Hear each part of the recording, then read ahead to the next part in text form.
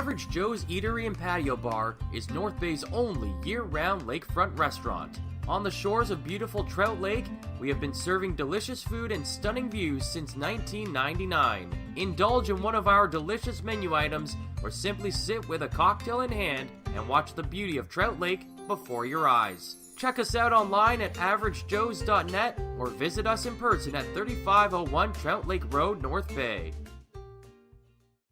As a Canadore College alumni, you have access to perks. Canadore Alumni Perks. This is a lifetime membership that includes special access to great offers, opportunities to get involved, and so much more. Graduates can access discounts and special offers from businesses and hotels locally, across Canada, and internationally. Get information on special events and news, or access the alumni job portal. Keep in touch with Canadore's alumni office. Visit canadorecollege.ca/perks. Great things happen here. You rely on your vehicle to take you to the places that matter most to you. So bring your vehicle to the team you can rely on to keep it running at its best. Dave's Automotive Services. Whether you're getting your car or truck ready for the season with a tire change, making sure you're safe on the road with an inspection and certification, or doing your due diligence to keep your vehicle in tip-top shape with regular maintenance, Dave's Automotive Services has you covered. Expert troubleshooting, quality repairs, and time-efficient labor are the 3 stars of service you can expect when you bring your car or truck to Dave's Automotive Services at 411 Airport Road. Call 705-478-5544 and book your appointment today. The Frontline Podcast, Season 3. Courtney Kenny, Matthew Sukram, Derek Lindemann, Bob Coles, and Ben Long bring you closer to your favorite teams like never before. Covering everything to do with hockey in the North Bay area, exclusive interviews with the North Bay Battalion staff and players, expert analysis on the OHL, NOJHL, and more, keeping you up to date on all things Voodoos, Trappers, Lakers, and more. It's a new season, it's a new adventure. The Frontline Podcast Season 3. Available wherever you download your favorite podcasts.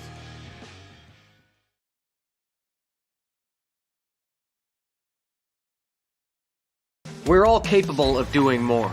More speed, more reps, more commitment to getting every detail perfect. And that's why it's important we never miss a donation appointment. Blood and plasma donors are needed every day in Canada to support thousands of patients that rely on Canada's lifeline. We're asking you to join the Hockey Gives Blood Partners for Life team. Join today by downloading the Give Blood app or book online at blood.ca/HGB. Good evening, friends, and welcome inside Memorial Gardens here tonight as you are watching Battalion Hockey on the front line. Tonight's matchup features the Sarnia Sting come buzzing into Memorial Gardens to take on the Central Division leading North Bay Battalion. My name's Derek Lindemann. I'm your host for this evening, and today's pregame show is brought to you by... The pregame show is brought to you by La Huerta Imports, family owned and operated since 1995. Visit lahuertaimports.com for more details. And special shout out goes to Average Joe's Eatery and Patio. If you're looking for something to do for Valentine's Day, why not call them for a reservation? They're taking reservations. Their special on Valentine's Day is a 10-ounce prime rib with a lobster tail, and Gary Davidson will be playing all of your acoustic favorites starting at 5:30. So visit Average Joe's; they'll take care of you for your Valentine's Day festivities. Halloween. Well, we're going to welcome in Ben Sargent. Ben, only time we're going to get to see the Sarnia Sting this year. They loaded up at the trade deadline, currently sitting 4th in the Western Conference. This is a possibility of a team that can come out of the West to possibly vie for the OHL championship. Yeah, kind of interesting with this Sarnia team, as you said.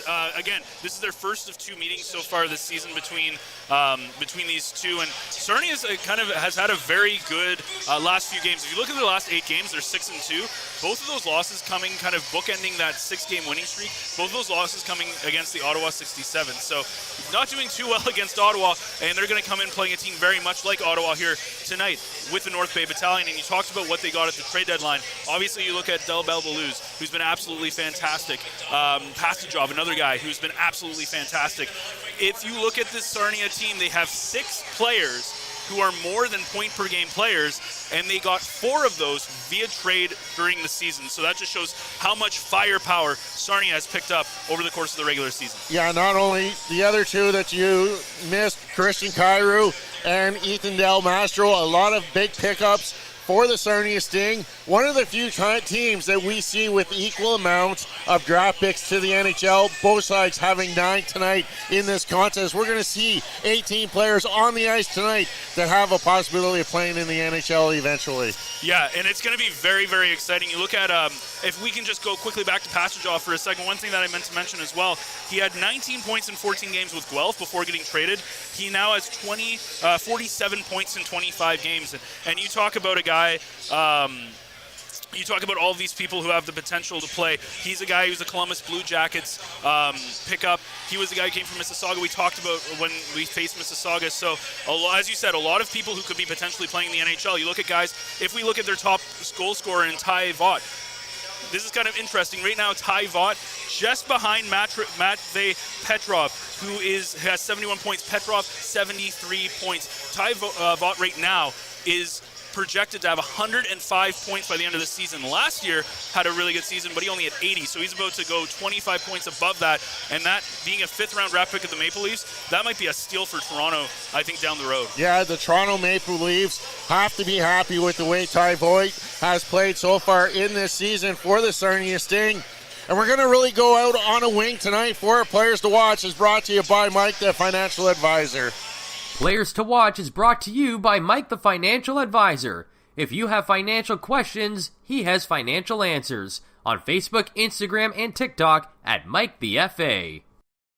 We're going to look at the goaltending matchup tonight as our Players to Watch. Coming in for the Sarnia Sting, Corbeil, Ontario native Ben Gaudreau is going to get to his start for the Sarnia Sting. He's got an impressive record, 15-11, 2-1, 326 goals against average, 879 save percentage, and he's going to get honored before the game as coming back from the World Juniors with a gold medal. And for the North Bay Battalion, the guy that's on top of all the goaltending stats, Dom DiVincentis. Well, Ben, let's start with Ben Gaudreau of the Sting. Yeah, you look at Gaudreau, he's kind of interesting. Right now, he is 7th in the league in goals against average. He is having an absolutely fantastic year. 326 goals against average, 879 save percentage. His save percentage a little bit lower at about, I believe it's 35th in the league right now for save percentage. But he's a guy who has been absolutely fantastic for the Sting player. He was able to make it all the way to the World Juniors. He wasn't the main goaltender when you get into the whole medal round. He did have a shutout, though, in the round robin play.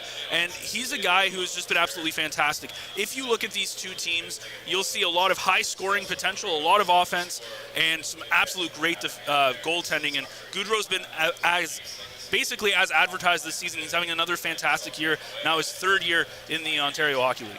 And GM Dylan Sika had the knowledge and the guts to make Ben Gaudreau the centerpiece of this team, knowing that he has the possibility of taking them to that OHL championship. He was the goaltender for Team Canada that won gold last year at the U18 World Championships, so he does have some championship qualities. And you can't forget, he's making basically a hometown appearance as he is playing in this building.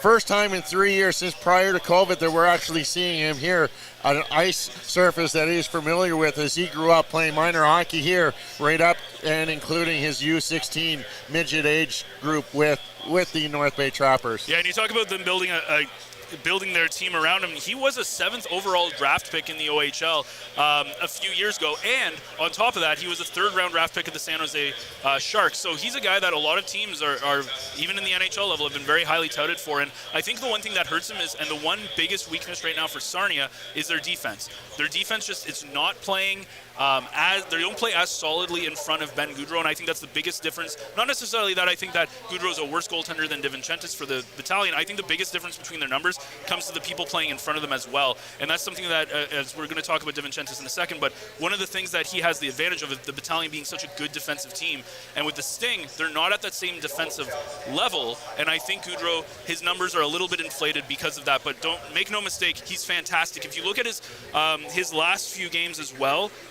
so before Sunday's game when he gave up 4 against Ottawa, he had 6 straight starts where he gave up 3 or less goals. And in that 6-game streak, there was only 1 game where he actually gave up 3 goals. Most of those games were 1 or 2 goal performances. So he does not give up a lot of goals. And tonight, goals should come at a premium. And that's one of the things that people forget is the Western Conference has always been a high-scoring conference. They seem to put up more points, more numbers in the goal category than the Eastern Conference. Eastern, for some reason, builds on defense first, and that's exactly what we see between these two teams.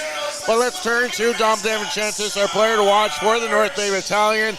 Coming into tonight, he's got a 27-7-1 record, a .243 goals against average, and a .913 save percentage. 27 wins. His goals against average and his save percentage all at the top of the goaltending numbers in the OHL. Yeah. Fantastic numbers, and yet he's still a year younger than Ben Gaudreau. Yeah, and man, this is... What more can you say? I feel like we talk about DeVincentis so much, and we kind of beat it into the ground, but you talk 27 saves. I believe that's 3 more than the next player who's there. He's number 1 in goals against average, as you said. Number 1 in save percentage. He is a goaltender where if there is a shot, and he's squared up to that shot, it's not going by him. It needs to be, and I think we saw this when Sudbury was in town with guys like David Goyette who have like such an amazing shot. You need to be like pretty much put it in the perfect spot underneath the bar to beat him, and we've seen this a little bit with on his backup with Charlie Robertson. A couple of goals. If you looked at that Mississauga loss when they were in Mississauga, there were a couple of goals that probably should have been stopped on the glove side. When DeVincentis is in net, that stuff doesn't happen. He saves pretty much everything that he needs to. He is a more mature goaltender in this league where normally goaltenders take a little bit longer. If you look at development forwards, they develop very fast. That's why this league is so high scoring. Defensemen, they take a little bit longer, and goaltenders usually don't mature until they're maybe 24, 25. You do not see a lot of National Hockey League goaltenders who are under the age of 24, generally, who are mainstay starting goaltenders. DeVincentis is one of those guys, though, who's kind of ahead of his years. You talked about him having a year on Gaudreau.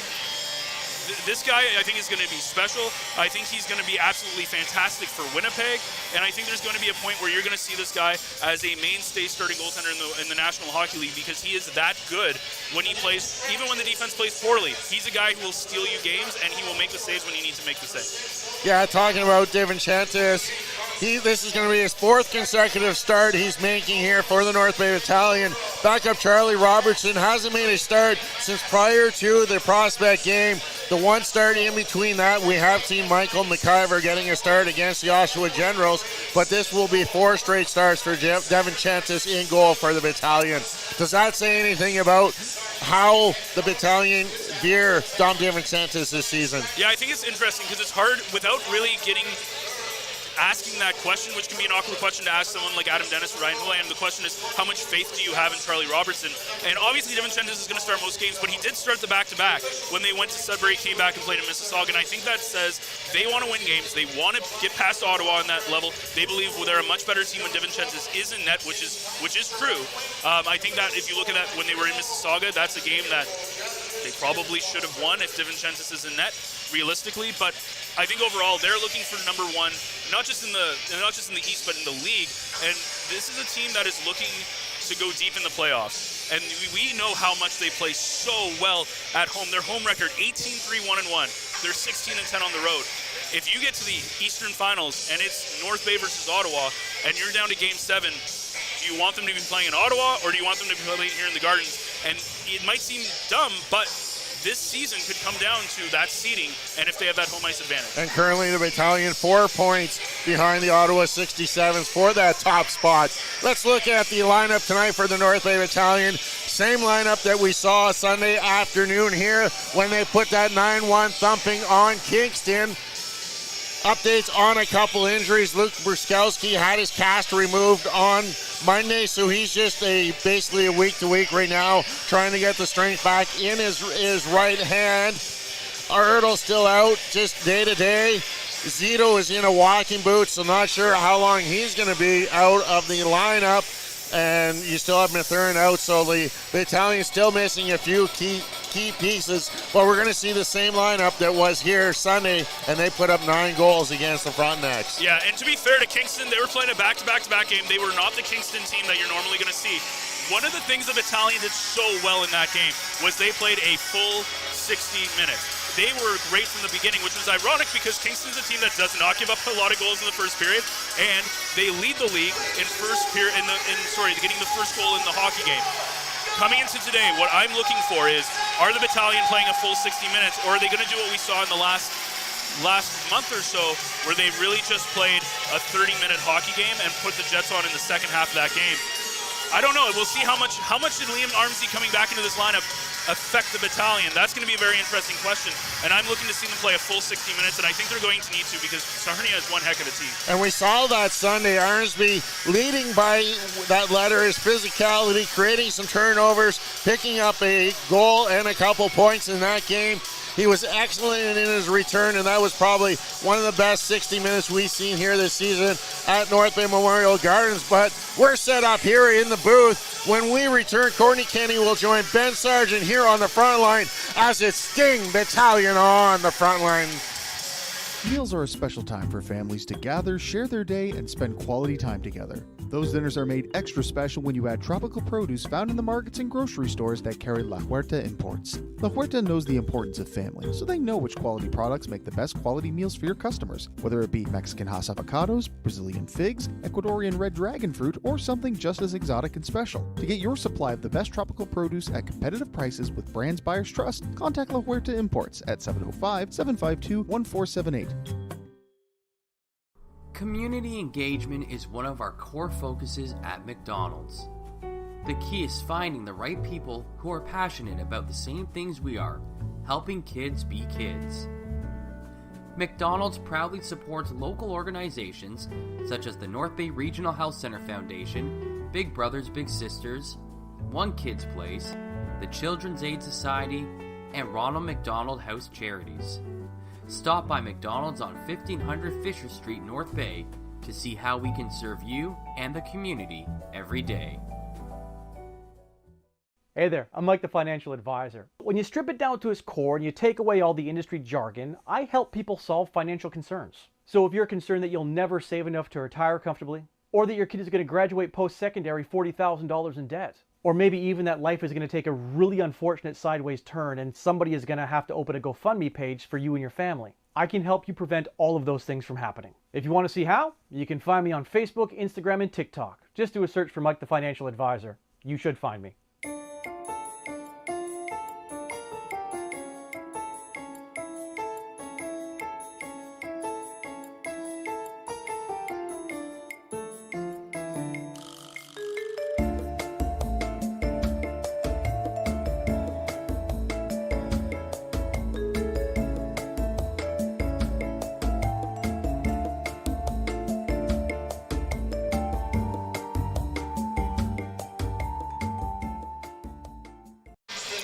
We welcome you inside North Bay Memorial Gardens for some Thursday night matchup between the Sarnia Sting, their only time they come to Memorial Gardens, as they face the North Bay Battalion. I'm Ben Sargent, alongside with me, Courtney Kenny. And Courtney, it's going to be a good game. It could be a high-scoring affair, but at the same time, we've got some great goaltenders in net between the two teams. We do. We have Dom DiVincentis facing off against the Corbeil kid, Ben Gaudreau, who is golden and fresh off his stint with Team Canada at the World Junior Tournament back in December, January. Should be interesting. Unfortunately for him, he only got into a couple of games, but still gets to come home with a gold medal. He can't complain with that. Yeah, and he stole my name. But I was born first, so... Ooh, you're must vintage. Have been named after me. I don't know. Vintage, probably. They were like, Ben Sargent's a legend. We'll give it to him. Although Ben Long's pointing to himself right now. We're underway here at the Gardens, though. The Sting and their road whites are going left to right, and the Battalion and their home greens are going right to left to start this first period.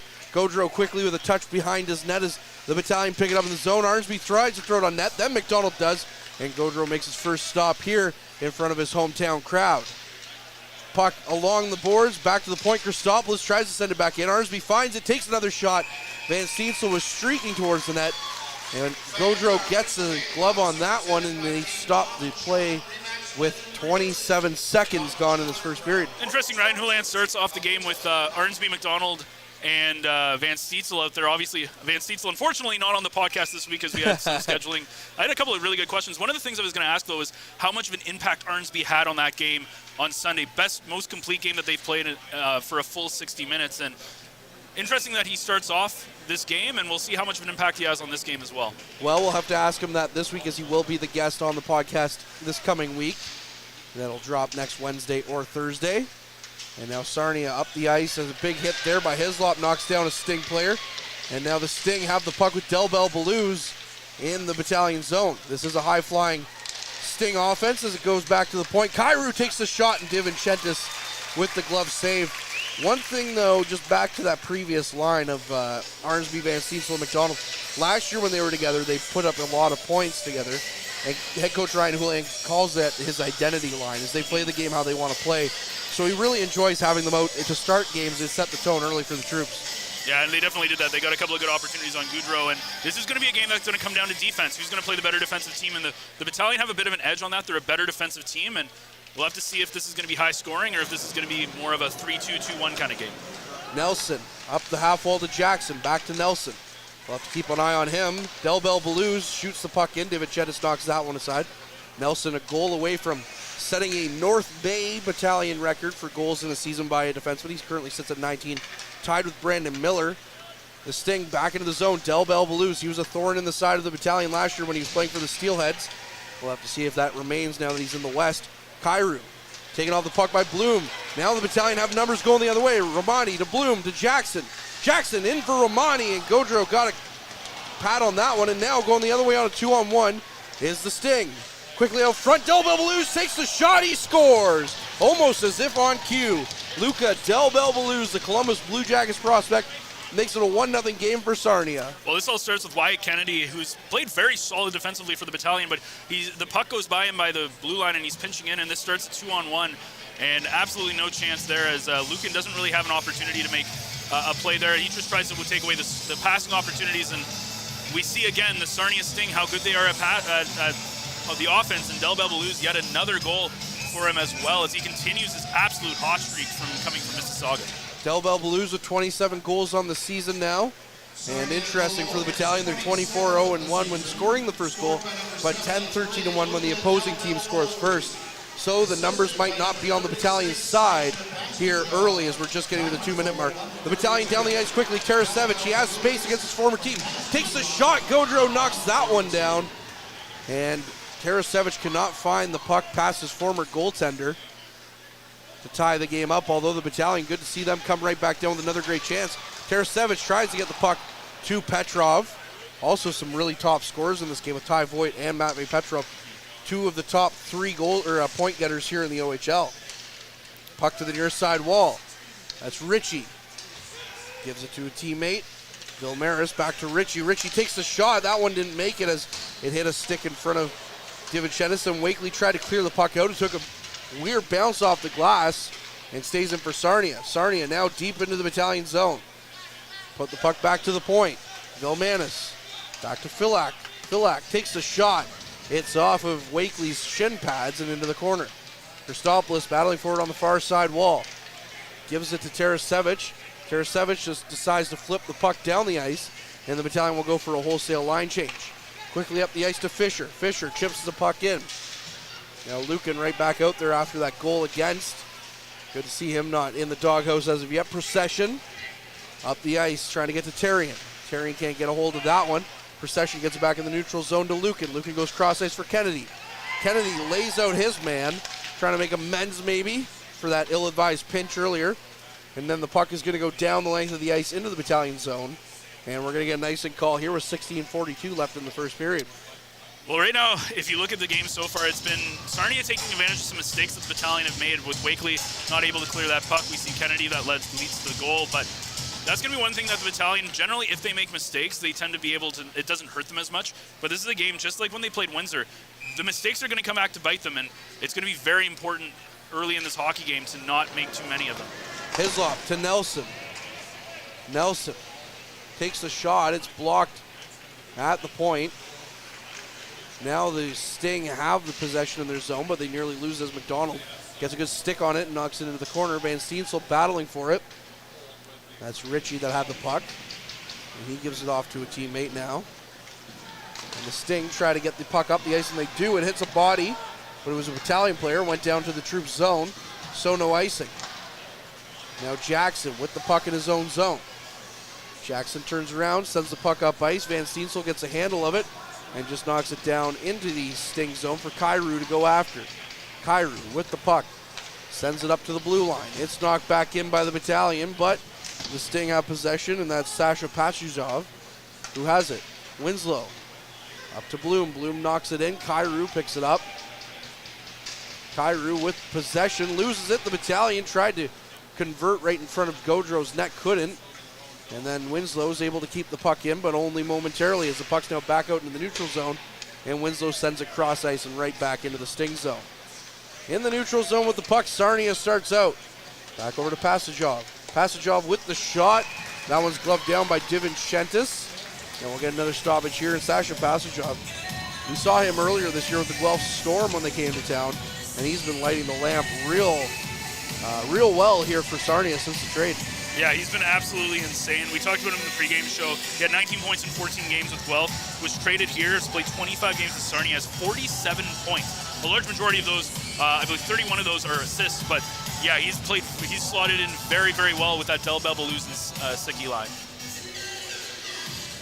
Puck face off to the glove hand side or broadcast side of Divinchentis. Lucan gets the puck onto the glass, and it rides up and over and out of place. So we'll get another stoppage here quickly. 15-19 left in the first. Sarnia currently holds a slight edge in shots, 4-3. One of the names you're going to hear a lot about is Christian Kyrou. He's the guy who's a defenseman for the Sting. Brother Jordan, who plays for the Blues, was in town during the All-Star break, actually brought in their last game against Ottawa. And Kyrou, 51 points so far this season between Erie and Erie and Sarnia. Offensive-minded defenseman for sure for the Sting. A lot of their defensemen seem to be offensive-minded. Now Sarnia with the puck, hemming the Battalion in. They've done a good job of that so far in this period. Van Steensel up the ice quickly to McDonald, though, as the troops are trying to take advantage of a quick offside that the Sting could have been called for. Big hit there by Armsby, takes out his man, and now McDonald tries a sharp angle shot. It's off a body and knocked wide. That was Limpar Lance, who was taken down by the freight train known as Liam Armsby. Dallin Wakely with the puck in his own zone, gives it over to Owen Van Steensel. Van Steensel back up to Wakely, 2-on-1 here. Tarasenko, Wakely, wide open cage for Wakely, and he just fanned on the shot and missed. The Battalion that close to scoring the equalizer here. Now back down to Kennedy. Kennedy sends the puck back up. Although there were some Battalion players in these zones, so it would have been icing. Velmanis gets it to Passagov. Passagov takes a sharp angle shot. That's off the side of the net. Back to Passagov. He takes the shot. That one's up and over Divinchentis' net and out of play. So another stoppage here with 14:04 in the first period. One of the things we've seen the Battalion struggle with early in games is when they get heavily pressured in the defensive zone. They make a lot of mistakes. They give up a lot of pucks. We've seen that at the beginning of this game. And if you're the Battalion, if I'm a team going up against North Bay, my game plan will be being very aggressive when they have the puck in their own defensive zone. A very aggressive forecheck. Force them to make mistakes. And Sarnia is really a team that takes advantage of those mistakes. We saw that earlier in this game with Kennedy's pinch mistake where they ended up scoring. So that's going to be something to watch as well as we get in later in this game. Shot from the point. Good save by Divinchentis. There was a big rebound there with Passagov on the doorstep. Couldn't get that one to go. Now Petrov with the puck in his own zone. Flips it up for Tarasenko, who's going to chase after it. Nikita Tarasenko, the former Sarnia Sting. Back to Petrov. Petrov skates in, looks for Tarasenko. Can't get it to him. Back to Winslow at the point. Winslow tries to pass it into the corner. But that one's picked off quickly by Sarnia. Now going the other way, this is the Sting. Passagov takes the backhand shot. Procession's going to stop it before he wipes out and hits the end boards hard. Gets up quickly though, so looks like no harm, no foul for Ethan Procession. Now behind the net again is Passagov. He's been all over the place this first period so far. And he gets the puck back to the point. Kyrou skates in. Tries to get a shot away. Good stick there by Christopoulos. Stops that chance. And now it's quickly cross ice to Wainwright. Wainwright sends the puck in. Divinchentis stops it behind his net. Leaves it for Winslow. Winslow looks up ice for Tarasenko. And Tarasenko flips it down the ice for Terrian to go after. He can't get a handle on it. Now coming back into the troop zone quickly is Wainwright. Wainwright behind the net. Skates it back to the point. Kyrou looks to take another shot. That one's blocked by Winslow.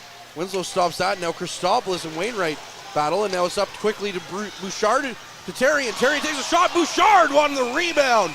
And Brett Bouchard, fresh off of his First goal of the season, has the Battalion's best looking chance there on the rebound, but Ben Gaudreau stops that one cold. Well, the fourth line has kind of been, especially in some of that games against Kingston, Mississauga, they've almost been the best line in the game. And what a great defensive effort in the defensive zone, not really allowing a lot of shots, and DiVincentis blocking a lot of shots, getting the puck out. And then we see a great opportunity there. One of the things the Battalion have struggled with is crashing the net and taking these rebound and second chance opportunities, and Bouchard's right there and almost ties this game up.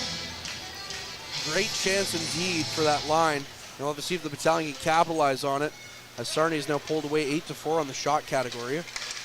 Quickly up the ice to Anderson, Anderson, yes, with the puck. He loses it. Now the Battalion in their own zone, scrambling a little bit. Jackson gets it up to Romani. Romani quickly out for Hislop. Hislop up to his roommate, Bloom. And Bloom tries to send the puck in deep. He does. And that's going to be Del Mastro, the former captain of the Mississauga Steelheads, with the puck.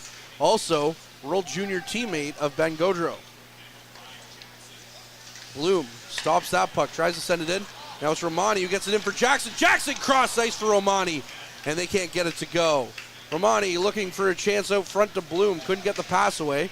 And now Sarnia looks to be the team with some struggles in their own zone. Quick shot from Nelson, hits the end boards and hits it back to Hislop. Hislop flips the puck back in for Bloom. Bloom out for Romani. Romani with the shot. Sending it out of the glove of Gaudreau, and going the other way is the Sting, although a little bit scrambling now as it looks like the Battalion have started to put the pressure on. Nelson quickly throws it up ice to Romani. He misses it, and so that'll go for icing. So Nelson was trying to get the offense jump-started there, and now Sarnia is going to have a offensive zone draw. Yeah, really good start. Romani kind of sneakily staying on the ice there as Nelson's able to find it. At first, it kind of looked like Nelson was just completely missed a pass there, but Romani right there, unfortunately, can't keep it from going to icing. But great shift from that top line. We've seen some struggles from Jackson and Bloom 5-on-5, and it's great to see them have a great shift early on. Sarnia with possession in the Battalion zone. Nearly lost it to Romani. Romani going off for a change. Doesn't play the puck, though, as it went past him.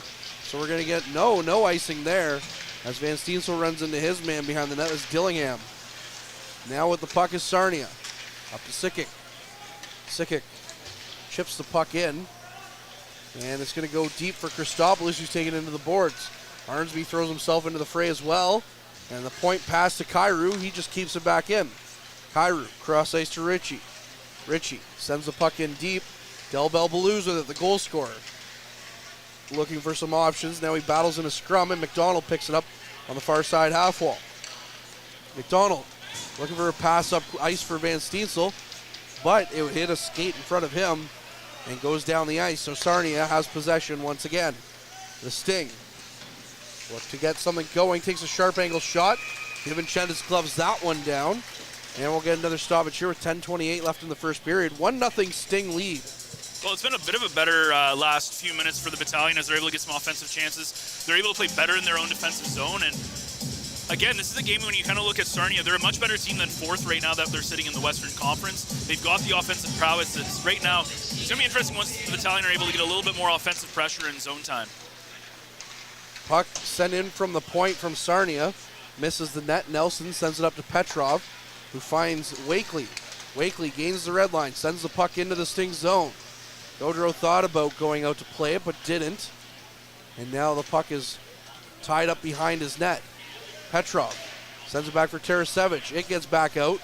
And that's going to be Ty Voigt, the Leafs prospect, sending the puck up for Limpar Lance. Shot comes in. Back to Voigt. Goes cross ice. Limpar Lance tried to light the lamp, but couldn't. Voigt now with the shot coming in. Limpar Lance right from the blue line is knocked aside by DiVincentis. Battalion scrambling a bit as the Sting getting some dangerous looking chances here, as now Petrov gets the puck and gets it out of his zone. Carries it into the Sting zone. Tried to leave it for Tarasevic. He wasn't there for it though. And now the Battalion are going to go off for a quick change with Sarnia having possession in their defensive zone. Voigt goes cross ice. And the Sting just send the puck down into the Battalion zone. And the Sting are going to be the first ones on it, but the Battalion quickly regain possession as Jackson gets it over to Christopoulos. Christopoulos loses the puck to Wainwright. Puck comes in, that's Vilmanis with it. He loses it, and now Romani tries to shovel it up the ice. And Jackson tries to do the same, but is stopped by Sarnia. Sarnia, once again, controlling the pace here with the puck. Back into the face-off dot, takes the shot. That was Way, and he just missed the net. Vilmanis gets around Bloom, sends the puck in for Way. Way behind the Battalion net. Can't find any Battalion players though, as now they finally do get the puck and flip it over Fisher's head, and it goes down into the Sting zone. Romani keeps it in, loses it though as he tried to stick handle around a couple of Sarnia players, and they get the puck up to Van Steensel. Back into the Sting zone. I feel like I'm a broken record here. They get the puck into the Sting zone. Sting get the puck. Now look at that. The Stinger back into the Battalion zone. Passagov hauled down to the ice. No call coming. Arnsby picks up the loose puck because of that missed call. Now it's McDonald who tries to flip it into the Sting zone. Sting get the puck, send it back to the neutral zone. And once again, the Sting are going back into the Battalion zone. Del Bell Blues skates around the end zone to Ritchie.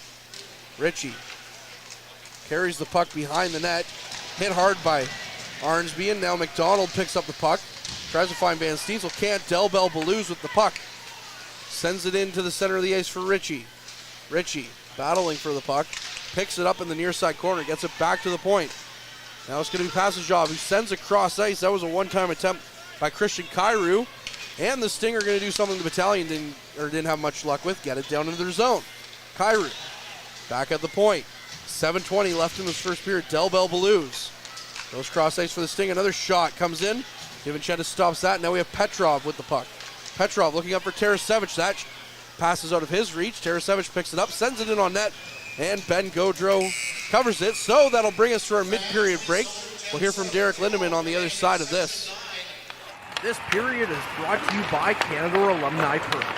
Get information on special events and news, or access the alumni job portal. Visit canadacollege.ca/perks for more information. Derek Lindemann's joining us on the phone now. And Derek, I feel like a broken record up here saying the Battalion get the puck into the Sting zone. The Sting get the puck. The Sting go back down the ice. What's going on between the benches? It looks like Sarnia is well in control so far here. Can you hear me, Derek? A little bit faster than the North Bay Battalion, but the ice is not perfect safe down here. It's a little softer than we're used to. Players have been following. A lot of adjustments being made on the blades themselves. And I just want to say that there's a player out there tonight with a little bit of a chip on his shoulder, and that's Tarasevich. And Tom Martineau right down here is making a prediction that Tarasevich is going to be scoring tonight.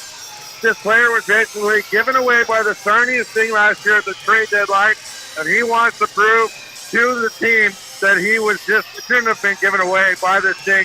Courtney, a lot happening down here. All right, thanks so much, Derek. We'll hear from you again as the game moves on, as we're back underway here with Tarasevich on the ice. Back to Petrov, takes the shot. It's off a body and wide. And I have to agree about that as well about Tarasevich. He's had a good season so far for the Battalion, and you have to think he's got a chip on his shoulder, like Derek said. Del Mastro with the puck behind his net. Sends it over to Hoover. Hoover back to Del Mastro. Del Mastro slowly out of his zone. Gives it back to, loses it to Wakely though. And now Petrov gains the zone. Petrov with a lane. Goes cross ice to Tarasevich. He had a wide open net. And it almost happened there. Making Tom Martineau look like a genius for once. No, I'm just kidding, Tom. As now it's back into the Battalion zone. They can't clear it. Sarnia with the puck. And they're on the far side wall now. Back to the point. That's Mitch Young with the puck. Sends it in deep. A sharp angle shot there by Burke. Is gloved up by Divinchentis. If it was more accurately placed, though, he would have had a wide open net. Yeah, you talk about Tarasevich for a second. We see he leads the team now in short-handed goals. He had a short-handed goal against Kingston. I believe that kicked off the scoring in that game as well. And then you look at what he's done in this game, and he's created a lot of rush opportunities with his speed. He really creates that transition game, and he's given a lot of good opportunities for the Battalion early on in this game. So far, that line looks to be the best line for the troops. That Tarasevich, Wakely, Petrov line. And now we have Terry and Bouchard and Procession out there. Terrian tries to pick up the puck in the Sting zone, but Sting get it down the ice. And now it's Procession. Procession up to Terrian. Therrien chips the puck down the ice. Bouchard's going to have to hurry as he does beat out the icing. Bouchard doesn't get possession of the puck, though, as Sarnia picks it up, and that's Young with it. Young goes cross ice. Kennedy picks it up in the neutral zone, sends it in.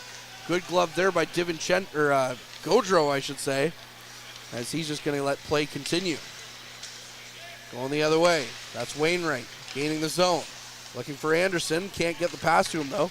And Christopoulos is just going to shovel it out of the zone. Back to Kyrou. He looked up before the puck got to him. And now he's back into his own zone as the puck jumped over his stick.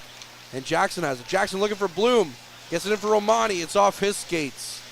And now back behind the net with Kyrou. Kyrou looking for options. Looks up ice. Slowly out of his zone. Decides to twist back, but couldn't because Jackson was on him. And now they send the puck into the Battalion zone. Winslow, first man on it. Hard into the boards. Gets the puck up to Bloom. Bloom tips it right over to Delbel Belouz, who sends it on DiVincentis. He's going to block her at his side. And now behind the net is Jackson. Jackson up to Bloom on the near side half wall. Bloom looks for options. Can't find anybody as he just sends the puck into the Sting zone.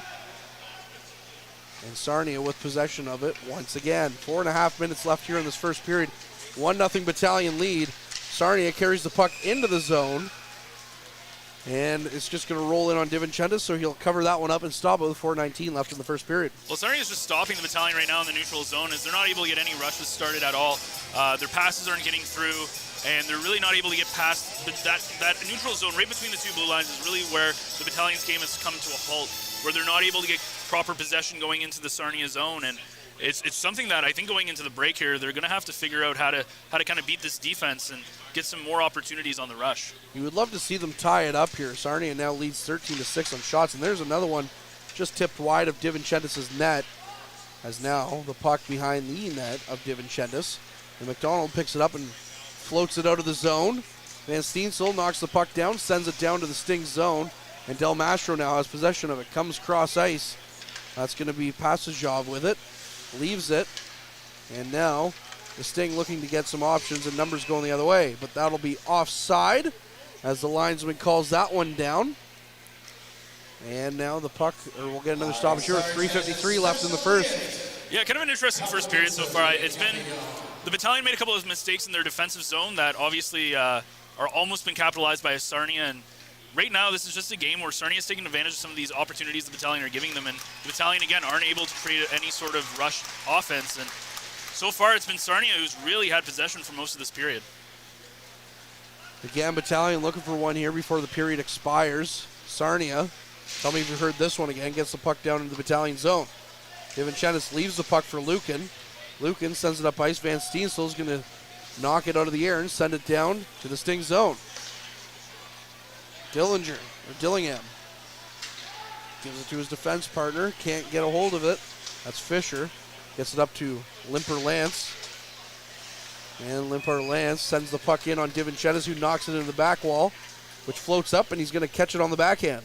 Well, really solid so far first period for Dom DiVincentis as he's 13 saves on 14 shots, and you really can't blame him for the first goal. And really, he's made a couple of really nice saves again, the Battalion defense giving up a couple of great opportunities close to him. And again, that's what you get with a guy like Dom DiVincentis, is he's going to save all the shots from kind of past the slot near the point, and he's been very good, especially with traffic in front of him.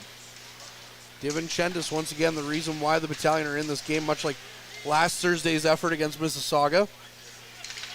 Puck on the far side wall. Voigt with it, loses it. Now Petrov turns it around, gets it up to Tarasevich. Tarasevich to Wakely. Wakely chases after the puck with Ritchie. Ritchie gets to it first, battling with Wakely. Wakely can't get a handle on it, though, as Limper Lance loses it to Petrov. Petrov leaves it for Winslow. Winslow skates the puck in, goes in deep for Wakely. Wakely tries to shovel it in to Gaudreau. Out front for Wakely! And Dallin Wakely ties the game for the North Bay Battalion here. It's a 1-1 hockey game. Well, that kind of seemed, Wakely was all over the net this period, and he had one opportunity earlier where he fanned on a wide open net, and this time it's Winslow there who creates this opportunity as he almost is able to make it by, and then he's able, at the side of the net, is able to get a pass over to Wakely, who had a wide open cage between him and the defenders, Gaudreau, is taken way out of position, and that's just an opportunity where something that's hurt the Battalion is they've been trying to make one too many passes in this period, and it almost bites them there, but Winslow's able to get that puck right in the blue ice where Wakely's there finally to tie this one up at 1-1. Dallin Wakely with his 23rd of the season. Keep in mind, this time last year, he had 11-12 goals on the year. Nelson now looks like he's rejuvenated from that goal with some speed through the neutral zone. 2.5 minutes here to play. It's a 1-1 hockey game now, as the Battalion may have lucked into a goal. Yeah, but this is where they do really well, is where they get the momentum from the last goal and they really come out firing. Sikic into the zone. It's out front. Del Bell Blues would have been all alone in front of DiVincentis. Couldn't handle the pass. And now Nelson's flip attempt, looking for Josh Bloom, hits the Jumbotron. Yeah, we see Ty Nelson being I haven't seen him too much in this period, but we see him kind of trying to rejuvenate a little bit. But then unfortunately, as they get a little bit more offensive, he kind of leaves the guy in the high slot that almost gets another good scoring opportunity. So we talked about they kind of tilt the ice in their favor. They become a little bit more offensive after scoring goals, especially big tying or leading goals. But sometimes you also have to remember to play solid defense, and Nelson almost getting away with one earlier in that shift. Christopoulos back to Hislop. Hislop gives it back to Christopoulos. Christopoulos tries to chip the puck down, and instead it's going to be Wakely, but he can't beat the Sting player who has the puck. Over. Filak can't get anything to go. Now it's Wakely in his own zone, looks up ice, looking for Petrov with a stretch pass. Now it's going to be Del Mastro. Del Mastro, the Blackhawks prospect, gives it to Vilmanis. Vilmanis takes out Tarasevic, or Arnsby rather, and then a shot comes away from the high slot, and DiVincentis stops that one with 1:33 left in this first period. Yeah, and kind of, again, sloppy play in the defensive zone. That's been kind of the name of the game for the Battalion so far in this period, and you really need to go into the break here tied at least 1-1. You don't want to give up another goal here late in the period. You finally get the momentum back. Again, Sarnia is playing a very good game from the offensive standpoint. They're controlling the puck well. Their passes are really good. They're taking some advantage of some of these sloppy defensive plays. And they played really good neutral zone defense. And if you're the Battalion, to come away from this 1-1, that's huge, as it looks like Hislop getting a penalty on that last play as he finds himself in the penalty box. Hislop in the box, so Sarnia will go to work here on the power play with 1:28 left. Passagov back to Del Mastro. Del Mastro to Passagov, takes a shot, they score! That didn't take long. Sasha Passagov gives the Battalion, or the Sting, a 2-1 lead here. Well, we'll have to see what Hislop ended up getting called for, as it looks like it was a slash. Or trip, sorry. A trip is what I believe they're going to call it. But either way, that's just a play you can't take late in the period. And on top of that, when you give up a goal there, and the Sting have a really solid power play. They're not amazing, but they're sitting at around 7th right now, the Battalion 9th, 22.5. And when you have such a good offense, man, like, they take advantage of that. And unfortunately, they're going to go into the break, it looks like, down 2-1. Passagov, that's his 28th of the season. And now McDonald takes a quick shot. Gaudreau well over his net. Winslow tries to shove it in, but can't. And it's back to Arnsby, who gives it to Nelson. Just when the Battalion seem to be getting some momentum, they go and take a weird penalty. And now it's back to a 2-1 game for Sarnia. Van Steensel can't get a handle on it. And now it's Ty Voigt going the other way. Voigt sends the puck in.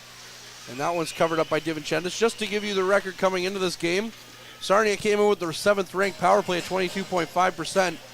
And the Battalion have the number 1 ranked PK at 87%. So, a rare moment where we see the Battalion's penalty kill buckle. And that was just a really good shot by Passagov. He kind of one-times it right by the high blocker side of DiVincentis. That was just, again, we talk about goal scorer goals, and that's kind of what it was. It was just a goaltender versus a good shot, and a huge goal for Sarnia, who definitely deserves the lead at this point as they played the better game.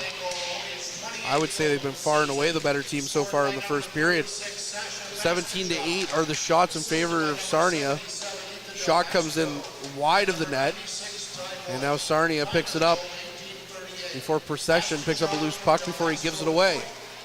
Now it's Hislop beside his net. Battalion can't get anything to go. They're stuck behind their net. 28 seconds left in the first. Battling for it. Now it's back to Bouchard. Bouchard flips the puck up and out of the zone, and Terrian's going to have to chase after it, as that's going to be Dillingham with the puck as he gets the puck up for Anderson. Anderson chips the puck down. Christopoulos picks up the loose puck in his own zone and sends it down for Terrian. Terrian misses that, and that's going to go for icing here with 4.6 seconds. So Sarnia is going to get one last chance here in this first period. It's going to be very interesting. Again, we talked about the Battalion not being a very good first period team, and this isn't the absolute worst period we've ever seen from the Battalion, but it's not like they're getting absolutely outplayed. But the Sarnia is the better team, and that's something we saw this against Windsor as well. Windsor came up big. The mid-period adjustments are going to be the key to this game. If Ryan Houlihan can get his team right and they can play the next 40 minutes solid, that's going to be, I think, the big key. Here's hoping. I mean, it's a rare stinker for the troops here as they're just going to hold on to the puck as they win the draw, and that'll wind up time here in this first period. Sarnia is going to go to the break up 2-1. Shots on goal 17-8 in favor of Sarnia. And Ben, I mean, you just kind of touched on it a little bit, but not a great period by the Battalion. Yeah, again, they gave up a lot of shots. They didn't get any sort of neutral zone game going. Again, it wasn't like they were absolutely horrendous. It wasn't like the way that we saw Kingston play against the Battalion, but this is going to be interesting to see how they go into the period break and come out. And if they can come out firing, that's going to be what they're going to have to do to try to tie it up. Well, here's hoping the Battalion are able to put that period behind them for the next 40 minutes. And he's Ben. I'm Courtney. As always, keep your eye on the front line. Average Joe's Eatery and Patio Bar is North Bay's only year-round lakefront restaurant. On the shores of beautiful Trout Lake, we have been serving delicious food and stunning views since 1999. Indulge in one of our delicious menu items or simply sit with a cocktail in hand and watch the beauty of Trout Lake before your eyes. Check us out online at averagejoes.net or visit us in person at 3501 Trout Lake Road, North Bay. As a Canadore College alumni, you have access to perks. Canadore Alumni Perks. This is a lifetime membership that includes special access to great offers, opportunities to get involved, and so much more. Graduates can access discounts and special offers from businesses and hotels locally, across Canada, and internationally. Get information on special events and news, or access the alumni job portal. Keep in touch with Canadore's alumni office. Visit canadorecollege.ca/perks. Great things happen here. You rely on your vehicle to take you to the places that matter most to you. So bring your vehicle to the team you can rely on to keep it running at its best. Dave's Automotive Services. Whether you're getting your car or truck ready for the season with a tire change, making sure you're safe on the road with an inspection and certification, or doing your due diligence to keep your vehicle in tip-top shape with regular maintenance, Dave's Automotive Services has you covered. Expert troubleshooting, quality repairs, and time-efficient labor are the 3 stars of service you can expect when you bring your car or truck to Dave's Automotive Services at 411 Airport Road. Call 705-478-5544 and book your appointment today. The Frontline Podcast, Season 3. Courtney Kenny, Matthew Sukram, Derek Lindemann, Bob Coles, and Ben Long bring you closer to your favorite teams like never before. Covering everything to do with hockey in the North Bay area, exclusive interviews with the North Bay Battalion staff and players, expert analysis on the OHL, NOJHL, and more, keeping you up to date on all things Voodoos, Trappers, Lakers, and more. It's a new season, it's a new adventure. The Frontline Podcast Season 3. Available wherever you download your favorite podcasts. The first ever hometown run for Youth Special Olympics in North Bay is happening on Sunday, May 7th. The goal is to raise money for local Special Olympic athletes to help cover the registration fees for the season. Register today at raceroster.com or find out more about the race on Facebook and Instagram. And welcome back inside Memorial Gardens, where the Sarnia Sting lead the North Bay Battalion by a score of 2-1 after one period of play. Let's take a look at the scoring summary in the first period. Only took the Sting a minute 32 to get on the scoreboard as Luca Del Balbaluz finished off a 2-on-1 with his 27th of the season.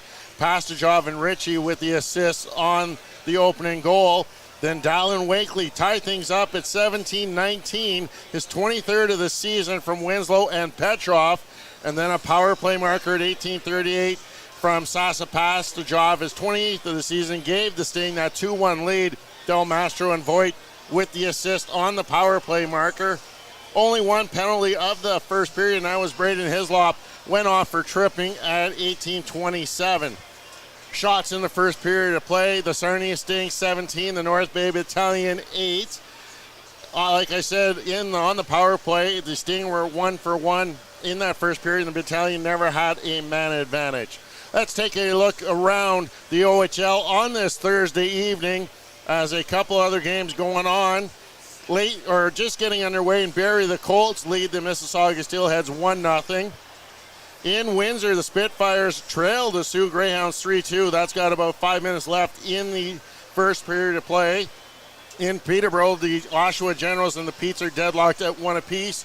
Just over 2 minutes left in that first period. And another game, a little bit of a different type of game as it's a inter-junior hockey league in Ottawa tonight. The Ottawa 67s hosting the Hull Olympic, and it's the Olympic out with a 2-0 lead through 20 minutes of play there. So that's an interesting matchup as those two teams will meet again Sunday. This time it will be in Hull, and oddly enough, the Ottawa 67s will be playing their first 2 games of the upcoming playoffs in Hull, as the TD Center is not available due to the World Men's Curling Championships. So the Ottawa 67s being displaced for the opening round of the playoffs. 3 NHL games going on for Canadian teams tonight. After 1 period of play, it's the Philadelphia Flyers holding a 1-0 lead over the Edmonton Oilers. In Detroit, the Flames and Red Wings are deadlocked at 0s. That's through one period of play. And just getting underway, the Islanders and Canucks are still scoreless through the first 5 minutes of play. Well, Sunday afternoon in that 9-1 victory, Ty Nelson recorded a hat trick, and in doing so, he recorded his 17th, 18th, and 19 goals of the season, 111 points on the season. A lot of those are historical numbers, and we're going to get more onto those on the other side, as after the game, Courtney Kenny and myself talked with Ty Nelson.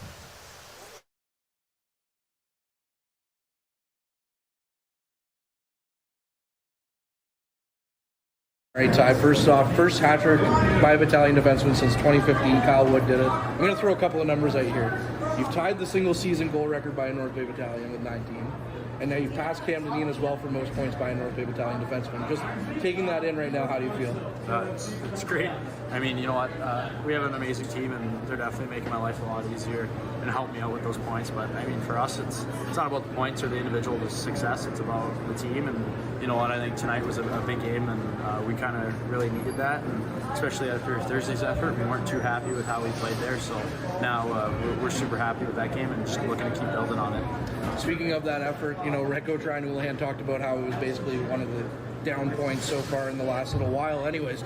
So to come back and rebound against Kingston the way you do, put up a 9 spot, how does that feel? No, it feels great, and I think, you know, that's a thing about being a championship team. You gotta know how to bounce back. I mean, you're going to go in playoffs, you're going to play the top teams, and you're going to lose a game. So it's all about how you bounce back, and that's something that Coach Hooley was talking to us about. So I think we really took that in and just kind of went to work with that. All right, on a couple of your goals today, you know, you got one that was barring in, then one just straight to the mesh. I got to ask you, barring in or straight mesh?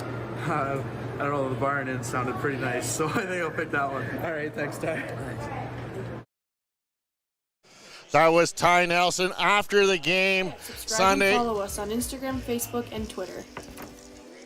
Sorry there. Forgot there was a little extra on that video. Yes, don't forget to follow us on YouTube, Instagram, Facebook, and Twitter. You can find all of our accounts. Just an interesting perspective from Ty Nelson after that game on Sunday where he scored 3 goals, 17, 18, 19. 19 goals on the season, ties Cam Deneen's record for most goals in a single season by a North Bay Battalion defenseman. Let's start with that number, Ben Sargent. That's a big number, and he's still got 14 or 15 games still left to play. Yeah, it's kind of interesting, too. And he lost a year, remember, with COVID, of course, the OHL not playing the year before. So when you consider what he's done in the little time that he's been with the Battalion, it's been absolutely fantastic with how many goals that he's ended up, or how many points, I should say, that he's ended up putting in, which is absolutely incredible. And he's had a couple of 2-goal games and finally able to break through with the hat trick. But we talk about how strong he is on the power play, and that's going to be something that, if this power play wants to really get going, it's going to have to be about funneling in Ty Nelson and getting a shot going, and we've seen that a couple of times, and it's worked against Kingston 3 times that game. First hat trick by a defenseman since 2015, and that time it was Brendan Miller that did the feed. It's kind of weird how that's been 7-8 years since that's happened. Not often you hear a defenseman getting a hat trick. Nelson, like you said, has been smelling around to get on that 3-goal train. Yeah, and it's very hard because you need, a lot of times with defensemen, you either need to be a very rush-heavy defenseman, which Nelson is at times. Christopoulos is another guy who likes to join in the rush, or you need to have a really, really solid shot. And Ty Nelson is one of the best shots that we've seen in the OHL, as he really lets that go for the one-timers. And he's one of those guys that it'll be interesting when he plays at like the NHL level to see how much of his game and his point production translates over, as it's very hard to get for defensemen to put up a lot of points in that kind of level. But here in the OHL, he just plays such a strong game, and he's still learning. You do see a couple of mistakes here and there where he misses his defensive assignment, or he pinches in when he probably shouldn't. But for the most part, 99% of the time, Ty Nelson's going to give you a great defensive effort, and also brings a lot to the offensive side as well. So I'm going to bring in our producer, Ben Long, now, knowing that he comes with a little bit of goaltending background. So I want to start off by asking you, bar down or straight in, which would you prefer?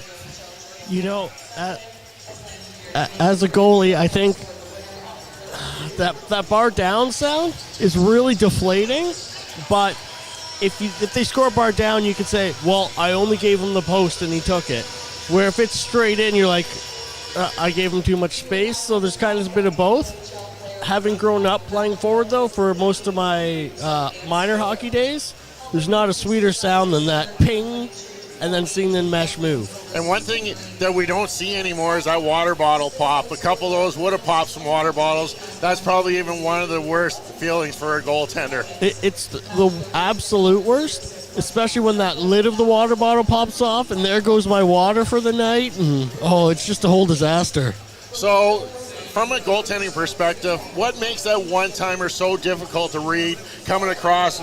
Basically, you're going from your left to right in an instant. Well, yeah, it's about the setting up for the shot, right? If a goalie has time to set up and square himself up, he's good.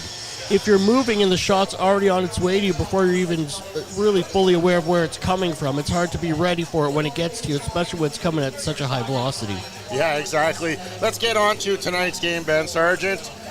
Battalion getting off to that slow start again, giving up a quick goal as they exchange chances, and it was Del Belbaluz capitalizing on that 2-on-1 rush. What a pass by Pastujov, but the Battalion looking a little bit slower, almost to the way they came out when they played the Windsor Spitfires, but they were able to regroup in the final 40 minutes. Yeah, it's very similar. We see in that first goal, it's Wyatt Kennedy who pinches in a little bit, and he gets beat and allows this 2-on-1 to develop, which kind of leaves Lucan out to dry. And Lucan did have words with Kennedy afterwards just to try to get their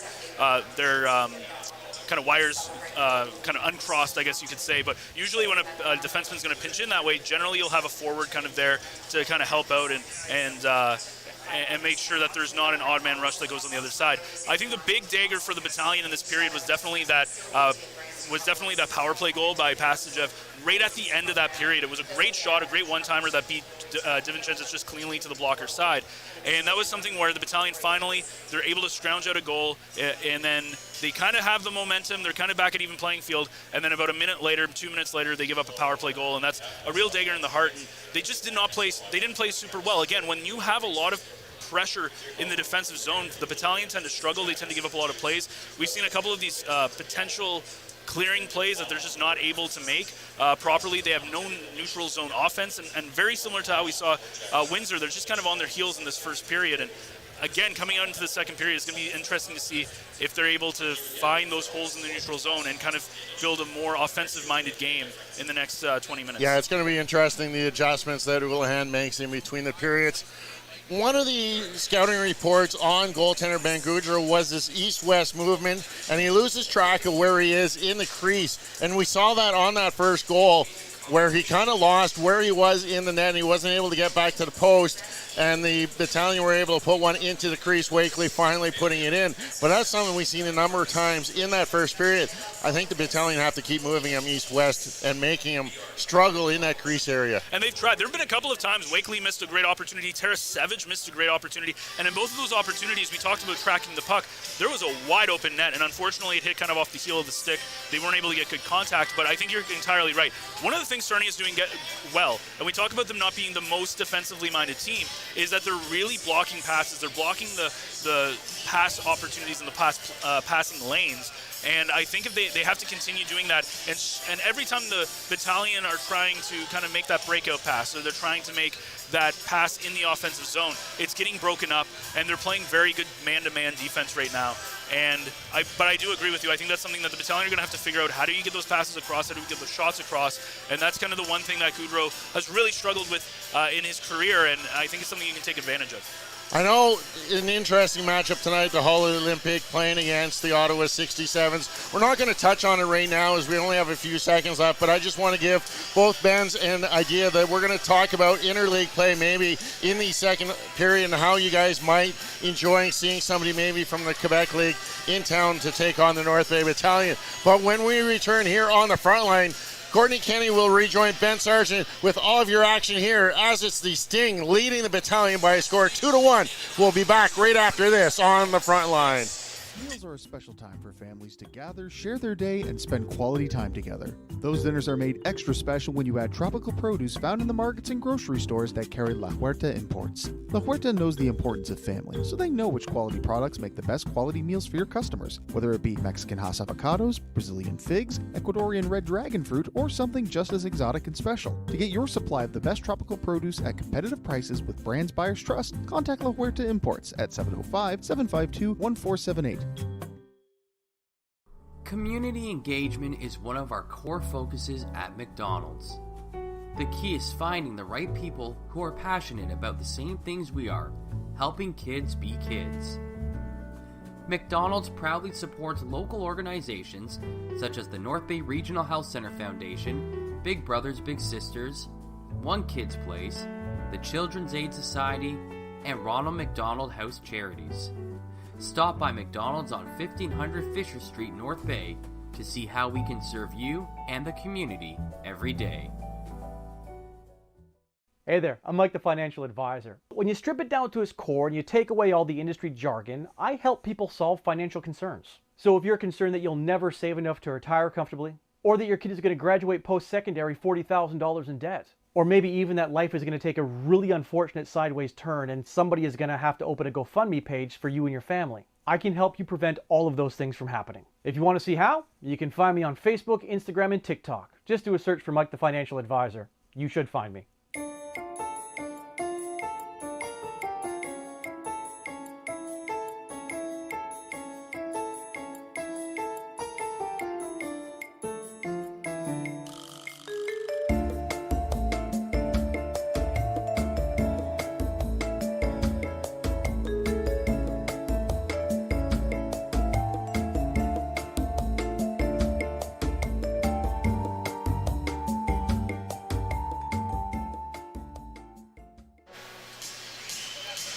As we welcome you back inside Memorial Gardens, it is 2-1 for Sarnia after a very impressive first period for them. Dallin Wakely able to tie the game up for the troops with their lone goal, and it's going to be interesting as, again, it's Arnsby, McDonald, and Van Stietzel starting things off for the second period in a row. Courtney?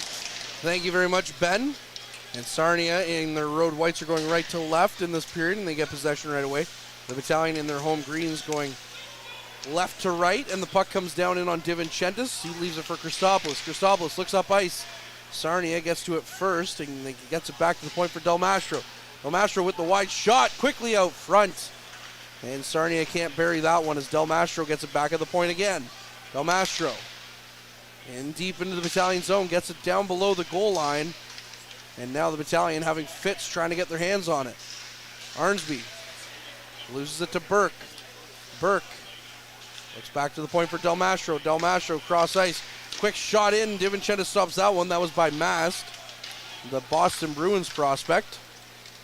And now the Battalion have a bit of a chance going the other way. Van Stiesel skates it, takes the shot. Gaudreau knocks that one aside. As the Battalion show a little bit of life here in the first minute. Sarnia sends the puck down deep. DiVincentis plays the puck, leaves it for Nelson. Nelson gets the puck and looks up ice. He gives it away to Ritchie. Ritchie takes in the blue line. Takes another chance. And that's another chance in the back of the net on the Battalion as it looked like it hit off Hislop and got into the back of the net past DiVincentis. so quickly. Sarnia takes a 2-goal lead here. Well, this is just Ty Nelson tries to play the puck out of the zone there, and he kind of passes it to nobody in the neutral zone. We talked again about how important the neutral zone game will be for the Battalion to try and get things started off, and Nelson unfortunately not able to get a good shot, and then Richie, of course, with kind of a funny bounce to find his way past DiVincentis, and all of a sudden Sarnia coming out firing just like they were back in the first 20 minutes. Not the start the troops were looking for, and it's funny, usually when they're down like this, as Jackson picks off a pass, Jackson up to Bloom. Bloom back to Jackson. Can't get a handle on it. Romani picks up the trailer. Can't get the shot away. It usually feels like the Battalion have a pretty good chance. This game, I mean, we're early in the second period, but it feels like Sarnia has been all over them so far. Bloom skates around the zone. Leaves it for Nelson. Nelson takes the shot. Blocked in front. Romani can't get a second shot. He does. Gaudreau knocks that one aside, and now Kairu hobbling in front of the net. Can't get off, though, as he struggles to skate under his own power, and Del Belbaluz goes the other way. Back to the point. Takes another shot. Wide of the net. DiVincentis tried to get that one. Puck takes a weird bounce off the end board, and the Battalion give it right back to Sarnia. Go cross ice. Quick chance there. That was Dillingham. Loses it. Dillingham just shoves the puck right back in, and Passagov picks it up. Hislop picks it up. He's looking for a call as he can't get anything to go. And now the puck is back out into the neutral zone as the Battalion clear it. Feels like when the Battalion are getting frustrated in this game, they just send the puck down the ice and don't really try to go after it. They just try to make a line change. Yeah, it's just right now because they're not getting any of these passes through the neutral zone, and that can be extremely frustrating for a team, and they're just trying to get anything out of their zone right now. We are going to get a delayed penalty here against the Battalion. So, it took them 11 seconds last time to score a goal. We'll have to see if Sarnia can break that record here. Yeah, and it looks like it'll be Kennedy there for hooking, I believe, is going to be the call here. And, yeah, it's going to be interesting. When you talk about them having the 7th-ranked power play at 22.5% coming into this hockey game. Battalion, the top ranked penalty kill, but it's going to be interesting the way they set it up. Again, a great shot by Passagov just right at the hash marks with the one-timer. It's going to be interesting to see the Sarnia team go back to work on the power play. As, again, they only had it for 11 seconds last time, and if you're the Battalion, this is a very important kill for them. Puck back to Del Mastro at the point. Del Mastro sends it in deep for Burke. Burke can't get to it. Christopoulos gets to it first and sends it back behind his net. It's going to be Lukin now. Couldn't clear it as Del Belbaluz is on him quickly. And now there's a scrum of 3 Battalion players down there and 3 Sting. Back to Del Mastro. Del Mastro walks in, takes the shot. Missed the net. Burke fanned on the chance. He had DiVincentis at his mercy. Arnsby can't clear it. Look, the Sting made it longer this time. Del Mastro tries to get a chance. Burke can't get it over DiVincentis' pad as he laid there, as he had DiVincentis once again at his mercy, but DiVincentis made the save. Back to the point for Del Mastro. Del Mastro to Voigt. Voigt walks the line. Still stick handles. Leaves it for Passagov. Passagov switches spots to Del Mastro. Takes the shot. Knocked into the corner. Now it's behind the net. Christopoulos tries to clear it. Del Mastro stops that one. Over to Passagov. Quick pass there. Van Steensel finally shovels the puck down the ice. And after a minute on the penalty kill, the Battalion finally get off for a line change. Del Mastro slowly up the ice. Gets past, walks right past McDonald. And now he carries it into the zone. Goes cross ice. Hislop stops that one up. Leaves it for McDonald. McDonald tries to clear it. He does. Trying to find Bloom in center ice area. 30 seconds left on the power play. Sarnia now struggling in their own zone. Lose it to Bloom. Bloom tries to take a shot, a weak one. And you're going to have to try harder than that to beat Ben Gaudreau with that one. Quick note with the 3-1 game for the Battalion. Looking at some of the stuff going on in our chat, because yes, we do look at the live chat. We will not accept harassment or tolerate any of that stuff of that kind. So the one person has been removed, and we will not hesitate to do that again. So just wanted to give that warning out there, because that's the second or third time we've seen it so far this year. We're just trying to bring you some hockey games here, folks, and have some fun. And if that's the case, we might just disable the live chat in general. And that's no fun for anybody. As we're back underway, 15 seconds left on the power play here for Sarnia. Nelson battling in the corner. Tries to get the puck out, but instead it goes back to the point for Kairu. Kairu takes a shot. That one's knocked away, and Nelson sends it down the ice, and Kennedy steps back out on the ice. So Sarnia is 1 for 2 on the power play. Wakely with the puck in the Sting zone. Wakely walks out, or tried, leaves it for Tarasevic. Tarasevic now turns in the Sting zone. Tarasevic goes cross ice to Winslow. Nobody was there. Winslow picks up the loose puck, walks in, takes a sharp angle shot. Might have hit a body and been knocked wide. And now Tarasevic picks up the puck in the neutral zone, sends it up ice for Wakely. Wakely flips the puck and sends it down. And now Gaudreau with it, or rather, it goes behind his net. Tarasevic out front for Petrov. He tries to get it to settle down. Now it's Wakely in the slot. Takes another shot, and Gaudreau just gloves that one down. And we'll get another stoppage here. 3-1 Sarnia leads. 21-10 are the shots. And 14:32 left in the second period. Yeah, the Battalion finally getting some opportunities. Bloom got a really good opportunity on the short-handed the last time. But again, if you look at the Battalion, they're just getting smothered here by the Sarnia players. Every time it feels like they get the puck again in their own zone, Sarnia is all over them on a man-to-man coverage. And if you're the Battalion, you're just trying to do anything to try to kind of create some room between the two players. And it's going to be very important for them not to give up another goal and to try to at least get one back here early on in the second period. I think the next goal is going to be a very important one for both teams here, for sure. Young with the puck, flips it in. Procession chases after it, leaves it for Nelson. Nelson up the ice for Terrian. Terrian misses it, and Nelson's going to chase after it. Nelson hits off his body, and it's into the bench of the Battalion, so we'll get another stoppage here with 14:08 left in the second period. And we see Kairu coming back on the ice in a couple of shifts earlier, as he kind of hobbled off prior to the penalty. And obviously, you don't ever want to see somebody get injured, so it's nice to see him back on the ice. As we mentioned earlier, of course, his brother was in attendance. Jordan of the St. Louis Blues in attendance with when they played Ottawa in their last game on Sunday, which is kind of cool to have your brother not just play in the NHL, but to watch taking a game during the NHL All-Star break. Jordan, an alumni of the league as well. Now plying his trade, as you mentioned, with the St. Louis Blues. Who knows for how much longer, although he's a younger guy, so you have to think St. Louis is probably going to hold on to him as they look to go through a quick rebuild. Fisher, cross ice for Dillingham. Dillingham up the ice, loses it to Winslow. Now the puck stuck in the neutral zone. Jackson tried to stick handle past Felak, can't. And Nelson's going to chase after the puck in his own zone. He does, gets to it, flips the puck down the ice. That is going to go for icing. And we'll get another stoppage here. Talking in the mid-period or in the intermission, Powassan Voodoo's head coach Peter Goulet, who has a pretty good eye for hockey, was here, and he said to me that this is the best team that he's seen coming to North Bay. Based on one period, of course, but it's hard to argue with his assessment so far through almost half the game. Yeah, Sarnia's done a great job. Again, we talk about smothering, and that's something the Battalion struggle with. When they have a lot of pressure and when they're in their own defensive zone, they're not able to build any sort of transitional game, any sort of neutral zone game, and until they can do that, it's going to be Sarnia who's going to have the advantage. Voigt in the Battalion zone. Nearly lost it to Romani. Couldn't take a shot from the slot, and that one just goes wide of the net. And that's going to be Mast trying to flip the puck back in. Now it's Bloom looking for Romani. His pass too hot to handle and goes in behind the net for Del Mastro. Del Mastro up to Burke. Burke down the ice, leaves it for Voigt. Voigt goes cross ice for Del Mastro, takes the shot, and it's Mast. And that one makes it a 4-1 game against the Battalion here. And you have to wonder if we see Charlie Robertson at some point here. Yeah, again, DeVincentis, this is another goal where he gets kind of beaten relatively cleanly up high in the zone. It's just not his game, which is something odd because we don't see that very often with DeVincentis.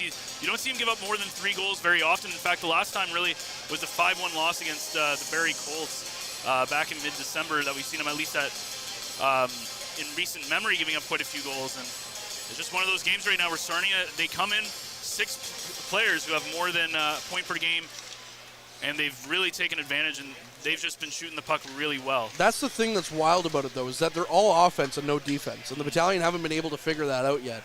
They're more of a structurally sound team on both sides, and they just can't get anything going here.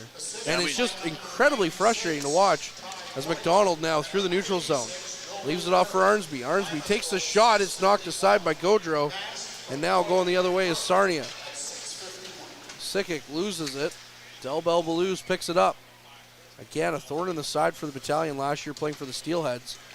The Steelheads remain a thorn in the side of the Battalion, and Del Belbalouse remains a thorn in the side for the Battalion in Sarnia. Now the puck back up to Sikic. He takes a hit from Wakely. And the puck's going to go down in deep into the Battalion zone with Wakely battling for it in the corner. Kennedy gets to it, gives it up to McDonald. McDonald quickly up ice to Petrov. Petrov walks in, takes the slot. There it is. Matvey Petrov brings the Battalion back to within 2 as he beats Ben Gaudreau cleanly. Well, and that's kind of like most of the goals that we've seen tonight have been clean, obviously, from the Sarnia side. But this is something the Battalion haven't been able to do in this game. We see Petrov again right at the Battalion bench, taking a pass, coming in, and then just a very clean shot. And really, when the Battalion are struggling, it's Petrov who's put them on their back. And again, those passes through the neutral zone, that's something that the Battalion just haven't been able to make do with so far in this game. And finally, they're able to get one by. And it's still now only a 2-goal game with lots of time left. 32 minutes still in this hockey game to play. It's funny because Matvey Petrov with his 23rd of the season, when the Sting scored their last goal, you could see Petrov standing up on the bench and looking up at the sky, almost as if he was anticipating this moment on the very next shift. And finally, for the first time, the Battalion get a stretch pass to work in this game. And that's when you know they're playing their game, is when they get those stretch passes. You watch Sarnia, though, they're not making too many passes more than 10 feet. No, they're just playing. Another shot in front. Another shot that DiVincentis turns aside, but that was a clean look for Sarnia. And the last time the Battalion scored a goal, as now that one comes out front, DiVincentis jumps on that one and stops that. And that's a dangerous looking chance there, because the last time, again, the Battalion scored a goal, they almost like, okay, we got one, all right, whatever. And then they took the penalty and then immediately gave up a goal. So. Yeah, they're playing very sloppy in their own defensive zone. And one of the things that the Sting are doing really well is talk about great offense making great defense. By putting so much pressure on the offensive side of the puck, you don't give the Battalion a lot of chances to play on the other side, to take a lot of shots. Only 12 shots for the Battalion in this game so far, and they're a team that loves to shoot the puck. So it's kind of interesting, but I think just the offensive pressure the Sting have brought have really helped their defensive game. I guess you can say through this part of the game, the Sting are making the Battalion send out an SOS to the world. I'm going to call the police. There we go. As the puck's now back out to the neutral zone, Mast. Everyone's favorite member of the police, Sting. Just kidding, Stuart Copeland's pretty awesome. Back to Mast in his own zone. Mast looks up ice, gets it to Filak. Now going down the other way is Vilmanis. Vilmanis carries it into the Battalion zone, gets around Christopoulos. Can't get a clean look at it though, now as Wakely sends it up to Tarasevic. To Christopoulos, he can't hold on to it as Mast, most recent goal scorer for the Sting, sends the puck up ice. Now with speed, Sarnia into the Battalion zone as Voigt looks back for Vilmanis. And now it's Petrov with the puck, who sends the puck down the ice. Missed the end boards, but Tarasevic is in behind everybody. So there's no icing there. Gaudreau with the puck squirts out to him, and he's just going to send the puck back up to the neutral zone. Nelson cross ice to Van Steensel. Van Steensel into the zone. Tries to carry it to the net. He does. Armsby tries to chip it on the net. And Gaudreau's going to knock that one aside. And now Armsby mixing it up a little bit with Del Mastro. You know, those two guys are former division foes. And McDonald in there as well.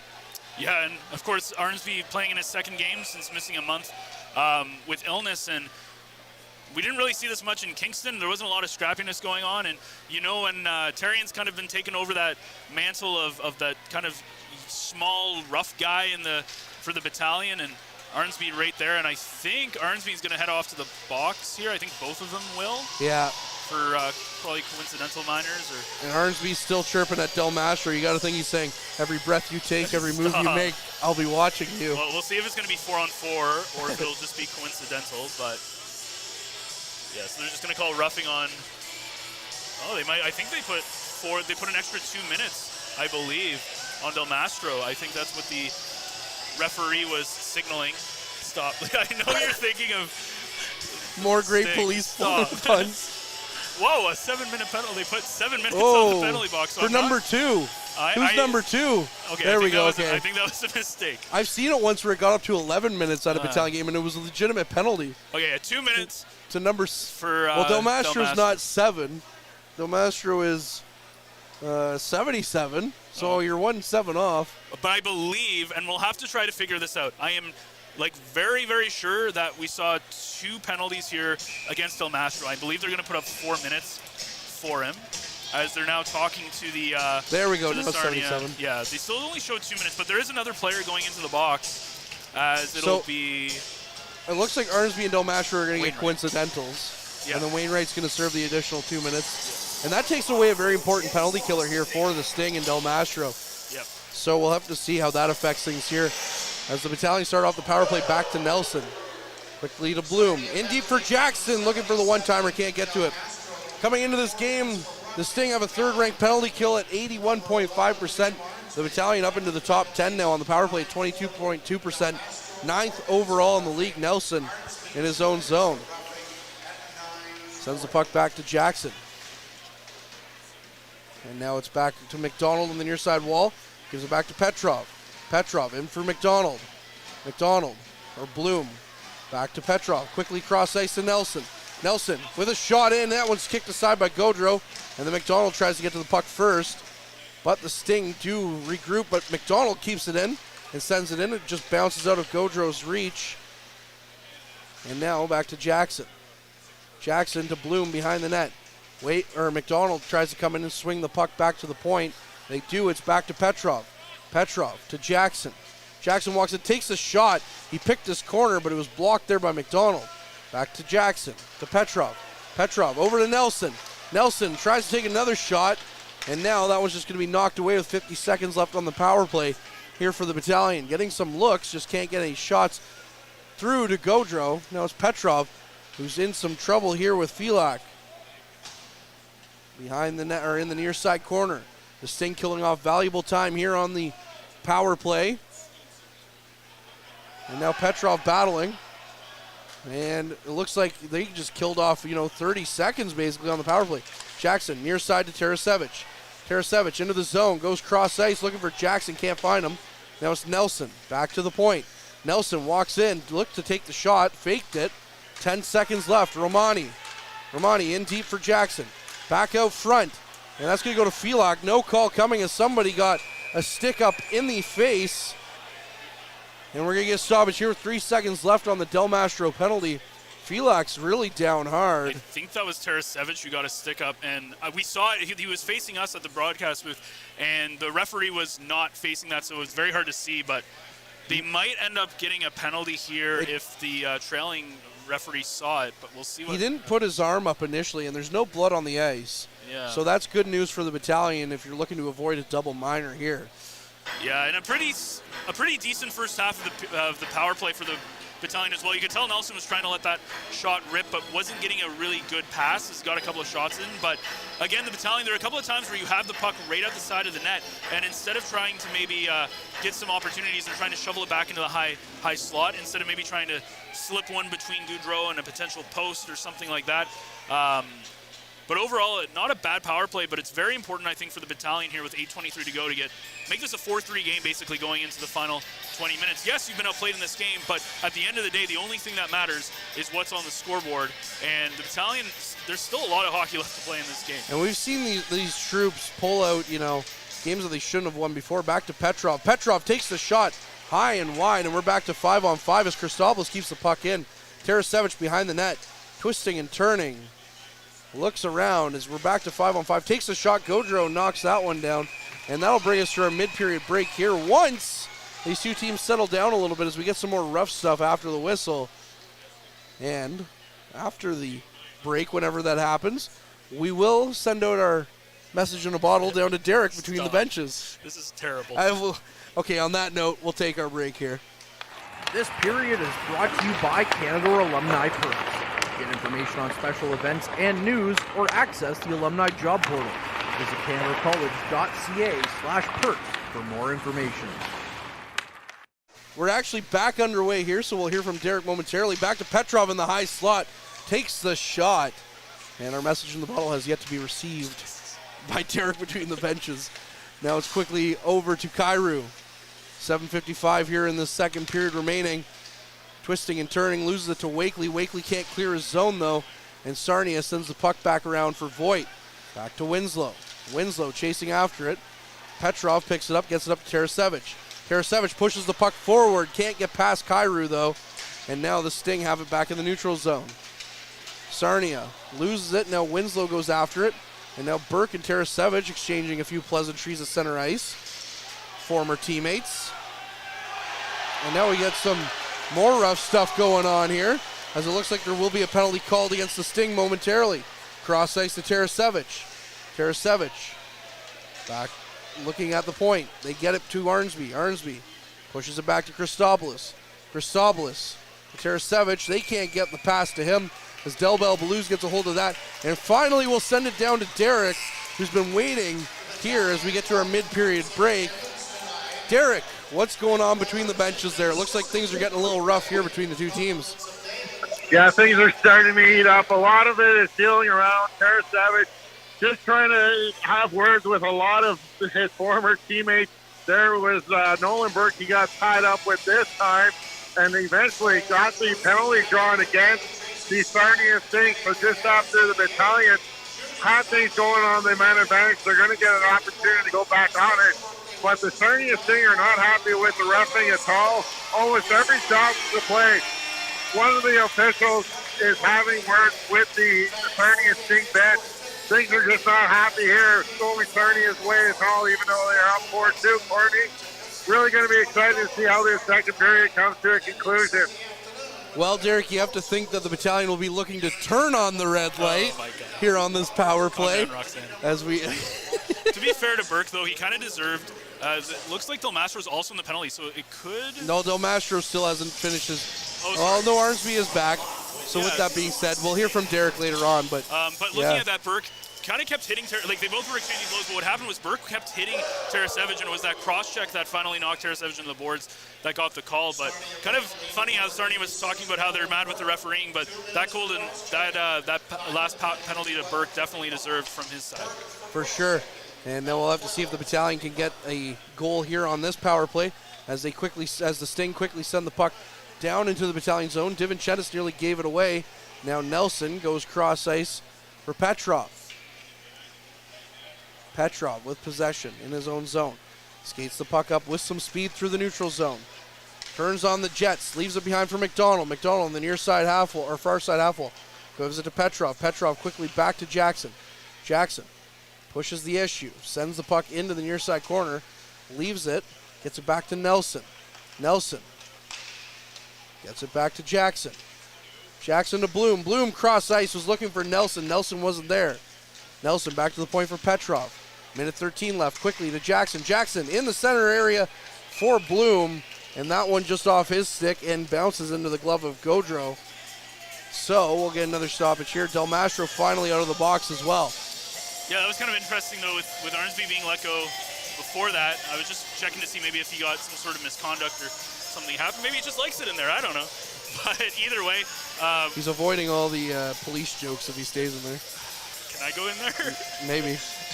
But if you play your cards right. We're going to have to, this is all going to come down is can you get Nelson the puck at this point? Can he get a good shot off? I think that's going to be the key for this power play with about a minute left. Petrov can't handle the line as Passagov in a foot race now with Nelson. Minute left here on the power play. Passagov and Nelson battling for the puck. Nelson knocked to the ice by Passagov. He's taken down by Petrov, and that's going to result in a penalty here.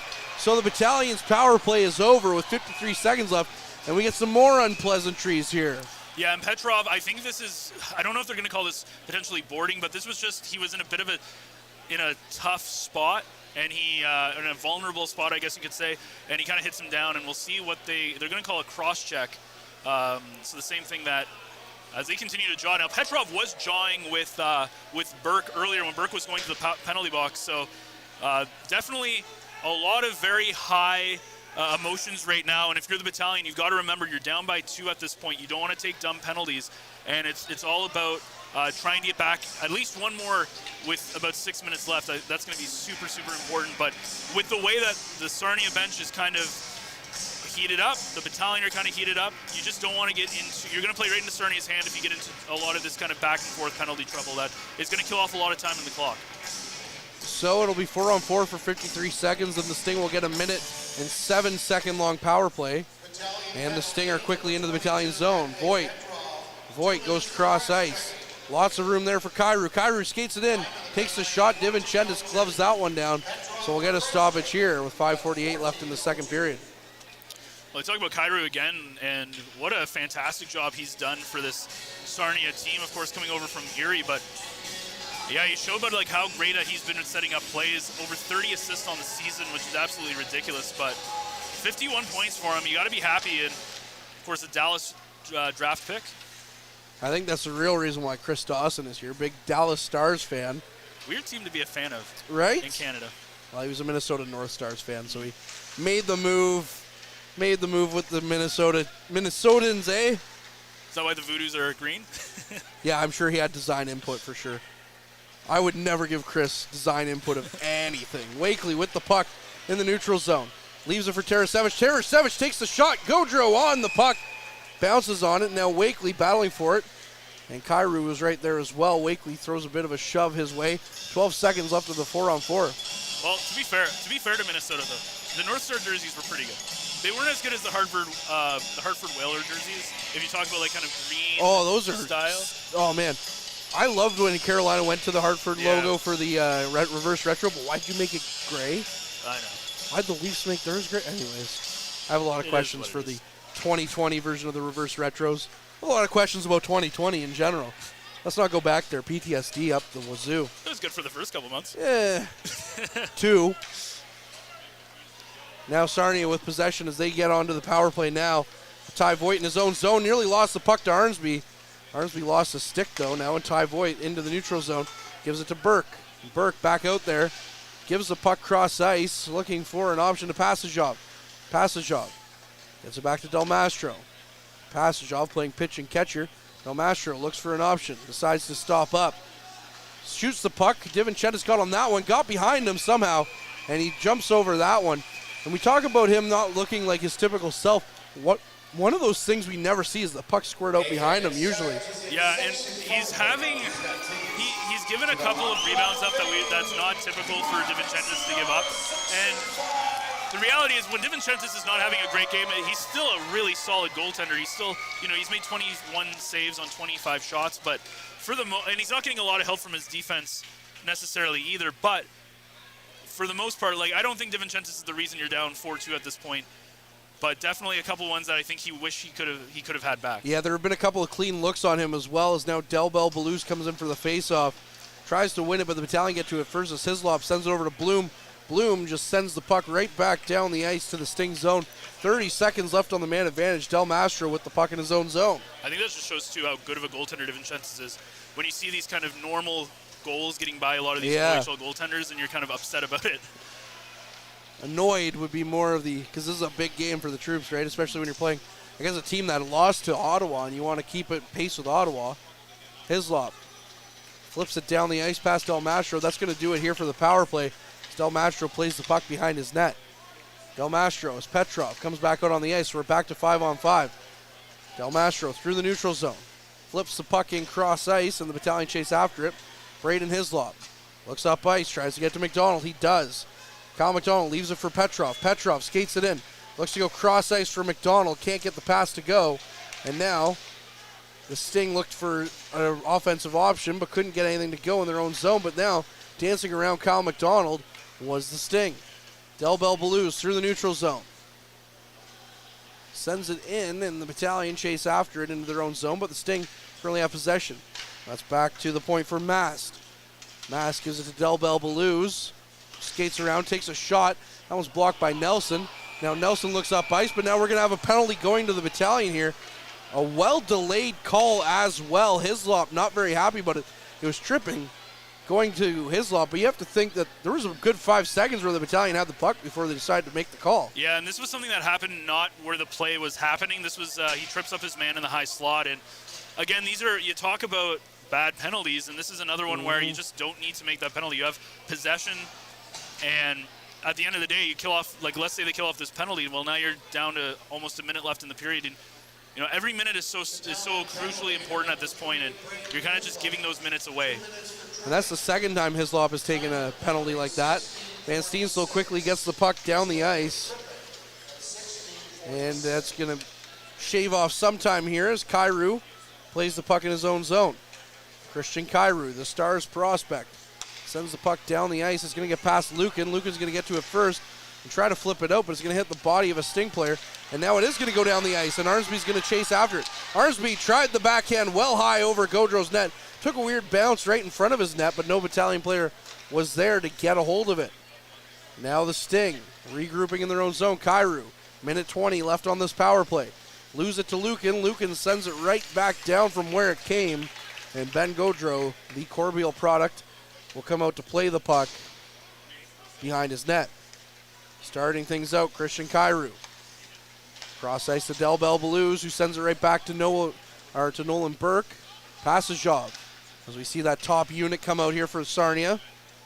In for Ty Voigt. Voigt can't get a handle on it, and now he picks the puck back up on the far side wall. Sends it in deep for Passagov. Back to Voigt. Voigt to Kyrou. Kyrou skates in, takes the shot, picked the far side. Couldn't get it to go. 40 seconds left. Voigt back at the point to Kyrou. Kyrou twisting and turning, loses it to Wakely.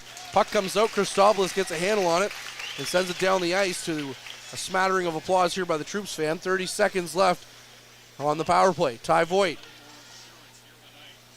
slowly into the Battalion zone, loses it to Nelson.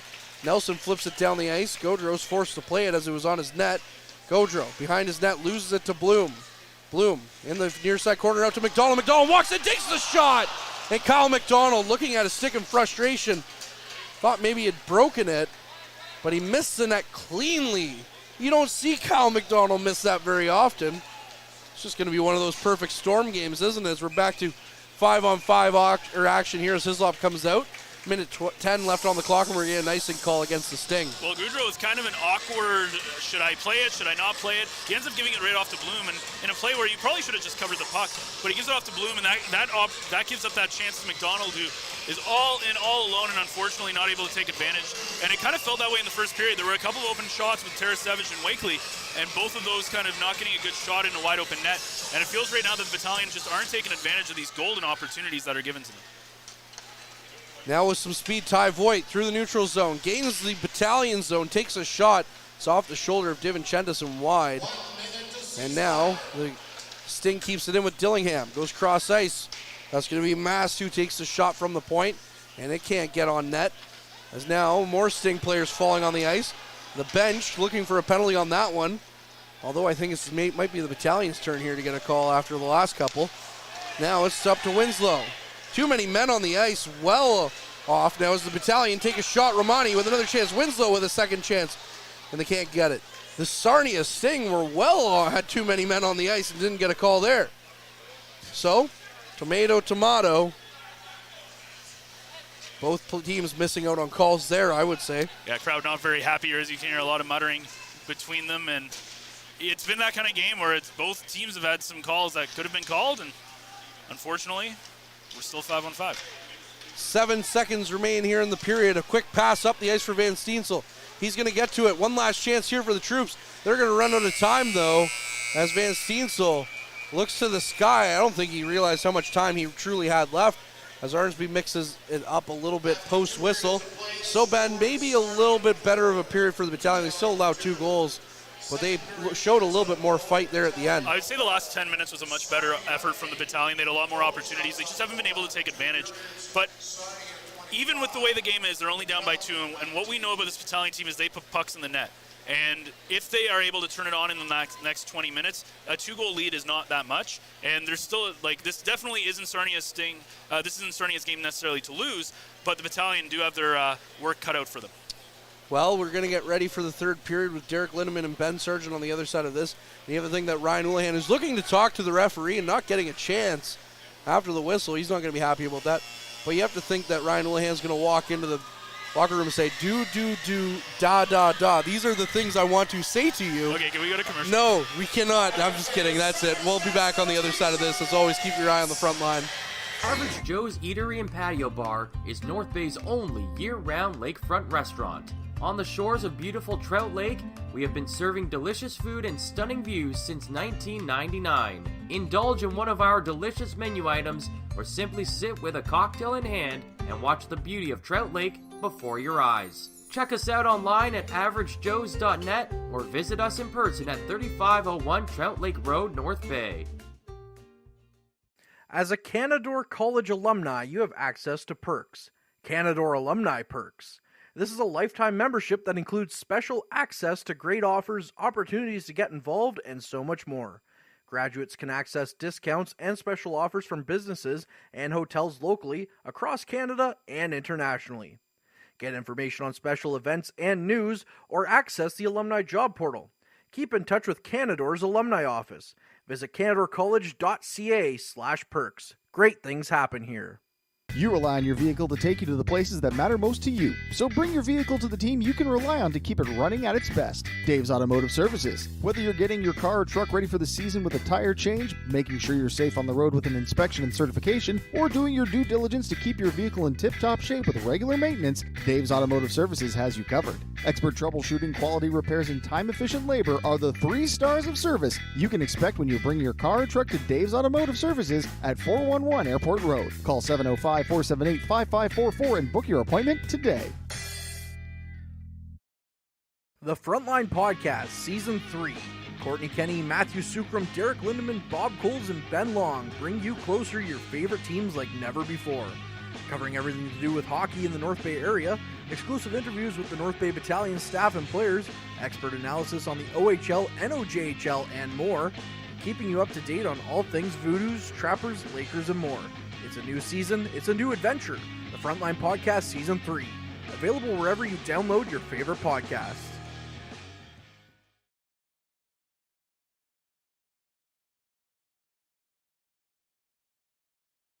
We're all capable of doing more. More speed, more reps, more commitment to getting every detail perfect. And that's why it's important we never miss a donation appointment. Blood and plasma donors are needed every day in Canada to support thousands of patients that rely on Canada's lifeline. We're asking you to join the Hockey Gives Blood Partners for Life team. Join today by downloading the Give Blood app or book online at blood.ca/HGB. And we're back inside Memorial Gardens, where after 40 minutes, it's the Sarnia Sting leading the North Bay Battalion by a score of 4-2. Taking a look at the scoring summary in the second period, as it was the Sting going with a 2-1 lead into the second, and Marko Sikic, with his 10th of the season at 116, made it a 2-goal lead as Ethan Ritchie picked up the only assist on Sikic's goal. And then at 6:51, Ryan Mast, with his 4th of the season, made it a 4-1 game for the Sting. Ty Voigt and Nolan Burke with the assist on Mast's goal. And then Matvey Petrov at 7:54 cut the lead to 2 as he picked up his 23rd of the season from Kyle McDonald and Wyatt Kennedy. A few more penalties in that second period as tempers seemed to heat up there. First off, Wyatt Kennedy went off for hooking at 2:49. Then at 9:40, Ethan Del Mastro went off 4 minutes for roughing. Liam Arnsby got 2 minutes at the same time, so the battalion went on a 2-minute power play. And then at 12:55, Nolan Burke got called for cross-checking. Cross-checking was Matvey Petrov's penalty at 14:02. And Braden Hislop, his second penalty for tripping at 16:46, were all the calls there in the second period. Shots on goal in the second, Sarnia Sting 9 for a game total of 26. The Battalion 12 for a total of 20. Specialty teams tonight, the Sting are 1 for 4, and the Battalion still 0 for 2 in the first 2 frames. Now let's take a look around the OHL tonight. 4 other games going on this Thursday evening. First off, in Ottawa, the 67s are playing an inter-major junior game against the Hull Olympic, and it's the Olympic with a 5-1 lead after 40 minutes there in Ottawa. In Peterborough, the Petes lead the Oshawa Generals 5-3 midway through the second period. In Windsor, the Spitfires are on top of the Greyhounds, currently 4-3. 7 minutes left in the middle frame there. And in Barrie, the Colts and Mississauga Steelheads are tied, or no, the Steelheads just took a 3-2 lead. 5 minutes gone in the second period. Now let's welcome in the Bens, Ben Long and Ben Sargent. Ben Sargent, let's start by talking about that second period. Battalion again giving up an early goal just a minute and a half into that first period. And it didn't look like they really got things going until that Matvey Petrov goal just under 8 minutes into that period. And then Battalion seemed to take over. Yeah, and we talked again a lot about what we've seen in the last 30, 40 days with the Battalion team is when that 10-minute mark seems to hit in the second period, they tend to play a much better game. This was a much better 12 minutes in that second period. They played very not amazing hockey, but they played a lot better hockey. They did get into some penalty trouble, but the problem is the hockey they played before that, where they've given up 4 goals. DiVincentis is not looking like the goaltender that we've seen before, which he's still looking decent, but he's given up a couple of goals that we're not used to him giving up, and unfortunately, he probably would have liked to have probably like 3 of those 4 goals back that he's been beaten relatively cleanly by some really good shooting by Sarnia. And the other thing that's hurt the Battalion is they've had a couple of opportunities in the first period, Wakely and Tarasevich with wide open nets, McDonald in that second period, where they've had a chance to beat Gaudreau, and they're kind of beating themselves in a way by not taking advantage of those situations. So the Battalion need to keep playing the way they are, but at the same time, they're going to have to figure out how to build some momentum and get some very consistent pressure in on the Sting to find 2 more goals in the next 20 minutes. Yeah, the Battalion a little unfortunate there at the start of the second period. A Sikic's goal coming in on a centering pass, basically tipped in off of the stick of Hislop, and then Ryan Mast allowed to walk in from the blue line into the hash marks and just beat DiVincentis cleanly to the glove side. Just 2 goals that probably could have been taken back with a little bit better defensive coverage. Yeah, and that's the thing that we're not used to seeing with the Battalion is this kind of very poor defensive play, but it's also coupled with a very aggressive Sarnia game.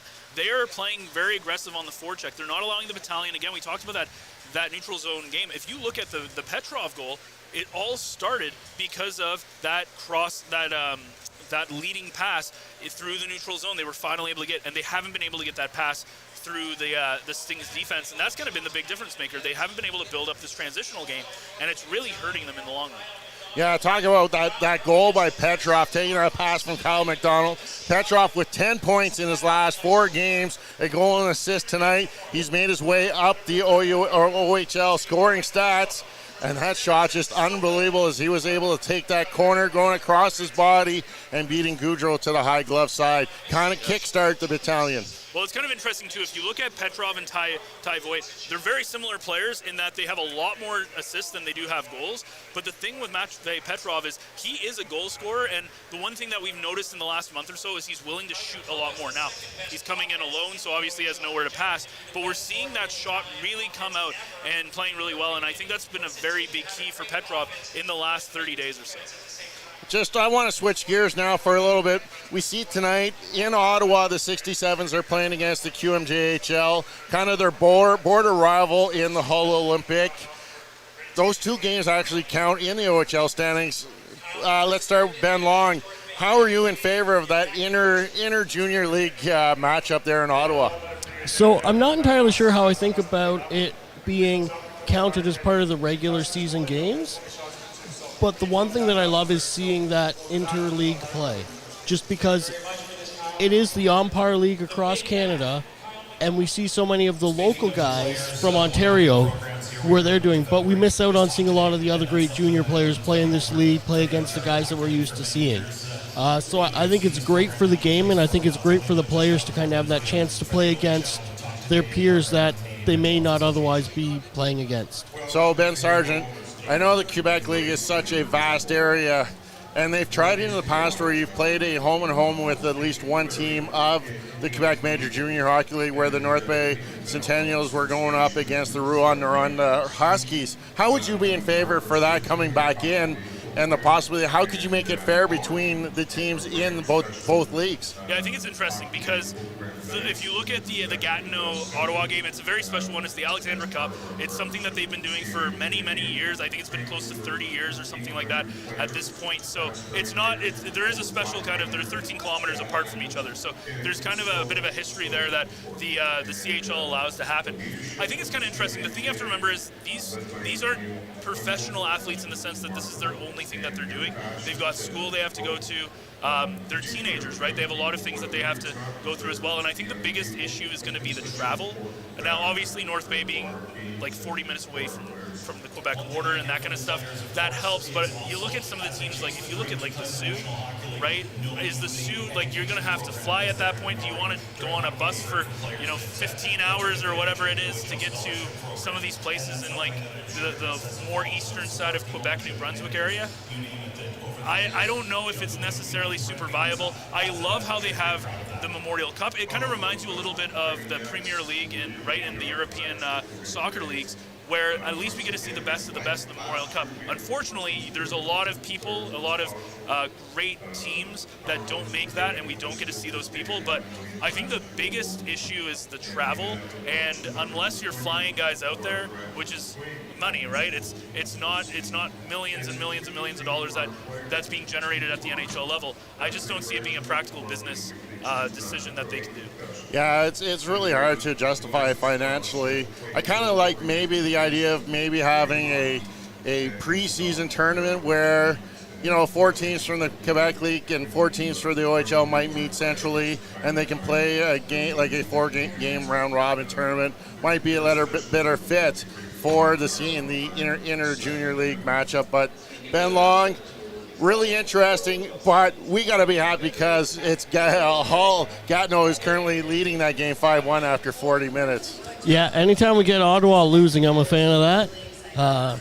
Really on any level of sport. I'm just a fan of Ottawa losing, so, you know, especially with North Bay being in contention with them for that number 1 spot, I like to see them not getting those points.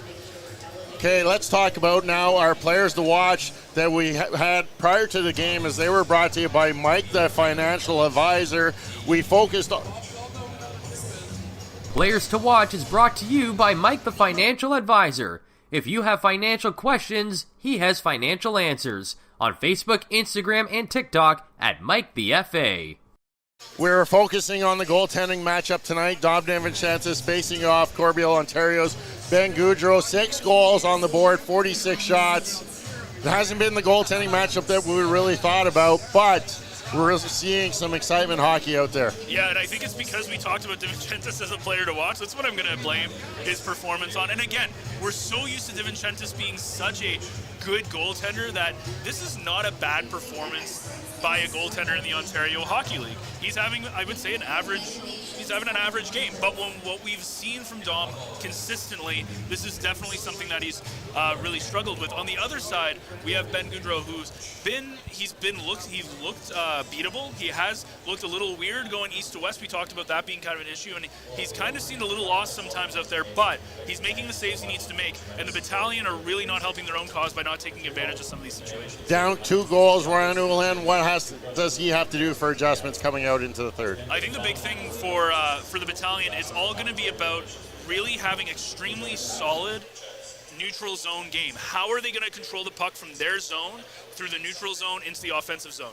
And when they play poorly in the neutral zone and their passes are not going to the right place, their passes are going right into the Sarnia players, that's where they're struggling. And that's going to be the key in this game, is how do they play in the neutral zone and how is their transitional game going to be? Well, with 20 minutes left, we're going to see if the Battalion can make those adjustments, as it's the Sarnia Sting leading the North Bay Battalion 4-2 on the front line. When we return, Courtney Kenny will rejoin Ben Sargent as you are watching Sting's Battalion here on the front line. Meals are a special time for families to gather, share their day, and spend quality time together. Those dinners are made extra special when you add tropical produce found in the markets and grocery stores that carry La Huerta imports. La Huerta knows the importance of family, so they know which quality products make the best quality meals for your customers, whether it be Mexican Hass avocados, Brazilian figs, Ecuadorian red dragon fruit, or something just as exotic and special. To get your supply of the best tropical produce at competitive prices with brands buyers trust, contact La Huerta Imports at 705-752-1478. Community engagement is one of our core focuses at McDonald's. The key is finding the right people who are passionate about the same things we are, helping kids be kids. McDonald's proudly supports local organizations such as the North Bay Regional Health Center Foundation, Big Brothers Big Sisters, One Kids Place, the Children's Aid Society, and Ronald McDonald House Charities. Stop by McDonald's on 1500 Fisher Street, North Bay, to see how we can serve you and the community every day. Hey there, I'm Mike the financial advisor. When you strip it down to its core and you take away all the industry jargon, I help people solve financial concerns. So if you're concerned that you'll never save enough to retire comfortably, or that your kid is going to graduate post-secondary $40,000 in debt, or maybe even that life is going to take a really unfortunate sideways turn and somebody is going to have to open a GoFundMe page for you and your family, I can help you prevent all of those things from happening. If you want to see how, you can find me on Facebook, Instagram, and TikTok. Just do a search for Mike the Financial Advisor. You should find me.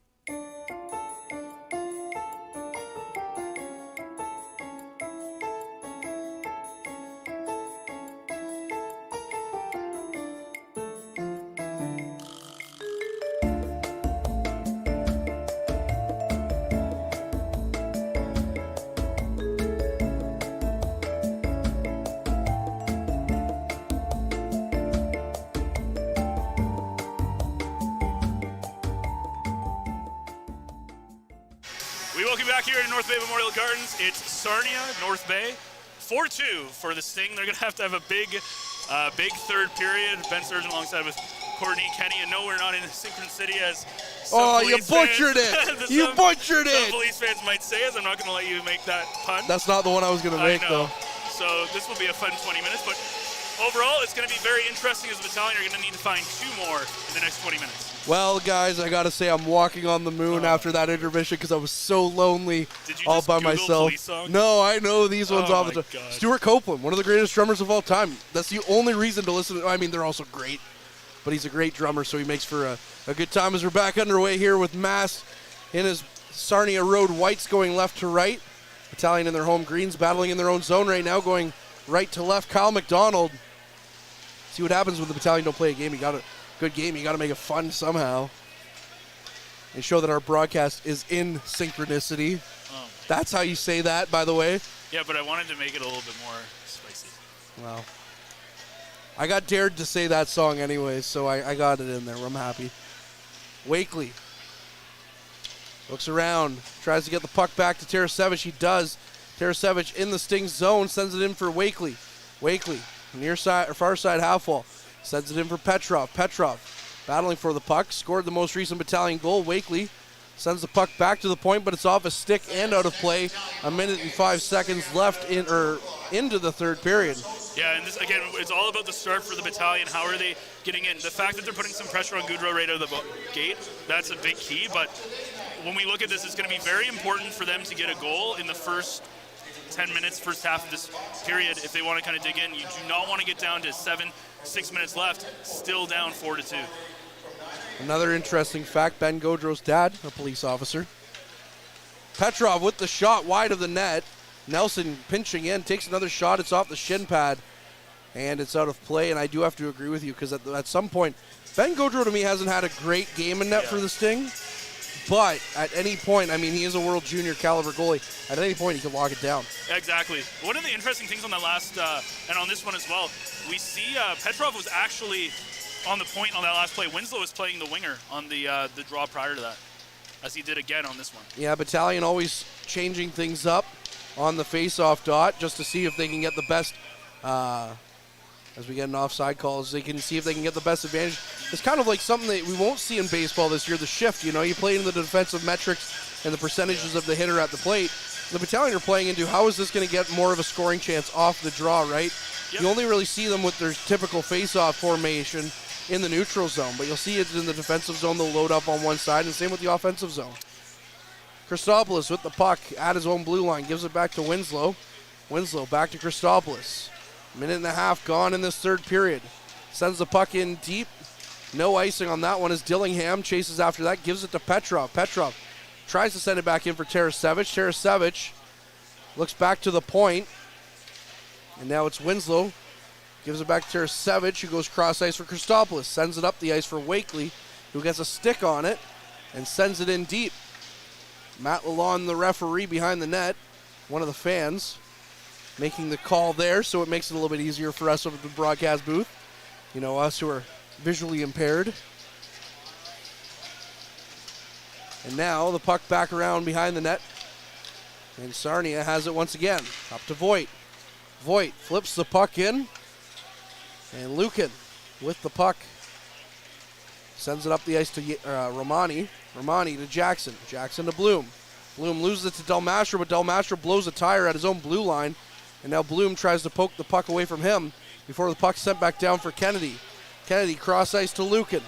Lukin flips the puck up and down the ice. It's out of the reach of Romani. And now Mass sends a cross ice for Del Mastro. Del Mastro up ice quickly for Anderson. Anderson skates the puck into his zone, gives it back to Del Mastro. Bloom puts pressure on him, so he passes across ice to Mast. Mast quickly up ice to Anderson. He gives the puck quickly back to Filak. Anderson carries the puck in, tries to get a shot away, couldn't, as the Battalion had a few good sticks in the way. Mast sends the puck in deep. DiVincentis plays the puck behind his net for Hislop. Hislop across the zone to Lukin. Lukin's pass misses the stick of Bouchard, but the Battalion beat out the icing with Terrien. Out front to Bouchard. Bouchard falling. Had to get the puck back to his forehand to get the shot away, or else he had Gaudreau at his mercy. And that all starts with Tarian, too, beating out that icing and making that pass out into the front of the net. And Bouchard, unfortunately, if he had that on that forehand, I think this is a 4-3 game. Now it's Voigt in behind the defense. Ty Voigt, Kate's in, takes the shot. What a save by DiVincentis. Dom DiVincentis coming up big there for the North Bay Battalion as Ty Voigt in all alone, made a good move. DiVincentis stuck out the leg and made a great save. That was Procession in the corner. Leaves it for Felak. Felak couldn't get a handle on it though, and now Nelson picks it up. Tarian gives it to the defenseman Nelson. Nelson shovels the puck into the Sting zone, going after it with Ritchie. Nelson battling for possession, couldn't get a handle on it now. And now the Sting send it in the neutral zone for McDonald to collect. McDonald cross ice to Van Steensel. Van Steensel shoves it up for Arnsby. Arnsby skates the puck in, looks for options, decides to slow things down, gets out to McDonald in the slot. And his shot went nowhere as it hit the skates of a Sting player. Now back down into the Battalion zone is Del Belbaluz. Behind his net. That's Sikic with the puck. Van Steensel sends it in for Christopoulos. Winslow, now we get McDonald down after the play. Battalion playing with 4 players right now. As McDonald, slow to get back into the play. Arnsby sends the puck back in deep. Now it's Van Steensel. Van Steensel tries to shovel the puck down deep. Arnsby can't get it to stay, but Christopoulos keeps it in momentarily. Del Belbaluz shovels the puck up. Now the puck goes wide of DiVincentis' net. Arnsby looking for the hit, misses. And now out to the slot, the Sting try a chance. Mast with another chance, and DiVincentis gets a glove on that one to stop that. Battalion looking like they're feeding off the momentum a little bit of that second period and trying to get some dangerous offensive shots. Yeah, they're looking very good. We see Ty Nelson jumping into the play, making a couple of opportunities. We've seen Bouchard with a great chance in front, but the thing that's stung, I can make those too. But that's not a police joke. That's hurt the Battalion is really just, they've had these opportunities. Bouchard in front again. We talked about the first period with guys like Tarasevic and Wakely opportunities. They're just not able to capitalize, and that might be the difference maker in this game at the end of the day when you look at the scoreboard. But it's going to be interesting as play is delayed here a little bit as their linesman is talking to Andrew Sachku, the trainer of the Battalion. Maybe something might have looked like he was getting his hand looked after, but yeah, we're all good to go. He was good to go. Just going to have fixed to up. Hand it to the trainer there. there. Oh my God, stop. Now you're the one that's making it embarrassing. No, Mastro quickly over to Mast, although I probably out-embarrassed you in this game, to be honest with you. Oh, there's still 15 minutes. Oh yeah, we still got loads of time. Knowing you. Ty Voigt with the puck, the Battalion can't get it off his stick, as now a high stick chance there by the Sting is called down by Del Mastro. So we'll get another stoppage here. Lucan touching the helmet of Burke. Burke didn't really like that. And Lucan's kind of a little bit of a, for lack of a better word, because I don't want to say it, but, you know, a little bit of a disturber. I was going to use a little not safe for work one there, but I can't. So a bit of a disturber on that one. Burke's already been kind of in that. Yeah. Like, he's been in the penalty box for a bad cross-check on Tarasevic earlier in this game. So, yeah, definitely some history here in this game so far. Interesting to see if that continues. As now the Sting get a 2-on-1 over to Voigt. Voigt back in again. And DiVincentis has his number. And now Lucan going at it with Burke, almost as if on cue. As if the script writers of the game said, well, here, hold on, we got you. And again, you don't want to take a penalty here and then you kill another 2 minutes off. And that's something that if you're Ryan Houlihan, you got to hate. When, yes, there are some emotions that are higher, but do not get into penalty trouble when you don't need to get into penalty trouble. And Ty Voigt, he's been all over the puck in this period, a couple of great opportunities. Interesting, though, he's got 71 points and he only has 15 goals. He's a guy who is such a great playmaker, but I think very much like Matvei Petrov, who was in a similar situation earlier in the year with a much higher assist-to-goal number. Sometimes you just got to shoot a little bit more, and I think we're going to see more of that from Voigt, but I do think the Leafs, picking up in the 5th round of 2021, I do think they stole him a little bit late in that draft. He's looked great so far since being drafted by the Leafs, and as a Leaf fan, very fun to watch him here, albeit not really liking the score right now for my hometown Battalion. Gaudreau gets it to the point. Kennedy keeps it in, sends it in deep. Bloom chases after it. Bloom tries to kick the puck. This is a team that he'd be familiar with, playing for Saginaw for a couple of years. As the Battalion, not so much, as now Romani tries to steal the puck off the stick of Way. And now the puck's sent right back down to the Sting zone. Kyrou sends the puck around behind the net. Just under 14 minutes here in this third period. Jackson battling for the puck. And the Sting pick up possession behind the net. Kyrou up the ice quickly. It's Anderson. Carries the puck in. Looks for a chance. Can't get a shot away though as Jackson stops it. Now Bloom taking it hard to the boards. Right at the blue line there on the Battalion end. Dillingham sends the puck in. Kennedy picks it up. Kennedy slows things down. Looks for Bloom. It's out of his reach. And now Dillingham has the puck at his own blue line for the Sting. Just over 13 minutes left in this third period. 4-2 Sarnia leads. And now Wainwright sends the puck back down. And another couple of hard hits near now as Burke and Hislop go at it. Now we're going to get another stoppage here as Kennedy receives a late hit from Anderson. And now we get a scrum in the near corner. Although there was a penalty called before the play, we'll have to see if there's any additional detentions handed out here. But as of right now, it looks like one of these teams will be going to the penalty for sure. Yeah, caught from the referee who saw it from behind the play. We'll have to see which Battalion player it was. I believe it might have been Arnsby, maybe, potentially, who made that play along the near side boards, right by the blue line. But again, we talk about taking dumb penalties. 13 minutes to go.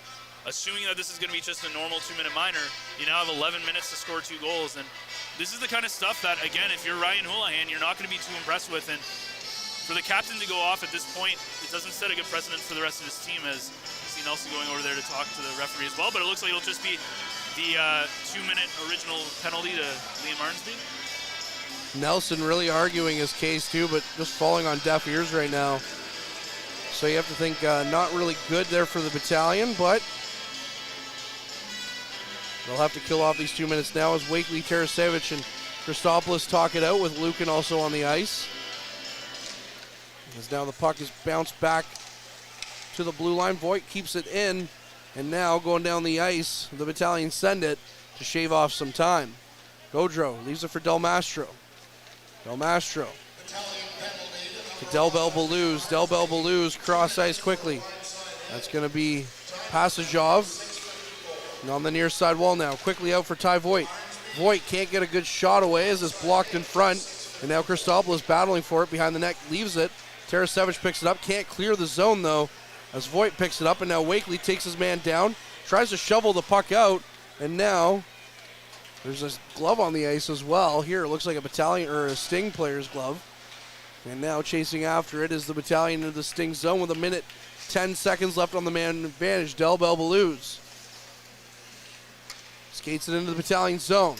Goes over to Sikic. Sikic loses it, and the Battalion send it right back down the ice. And just under a minute now left in the penalty to Arnsby. 12 minutes left in the third period. 4-2 Sarnia leads. Puck up the ice for Limper Lance.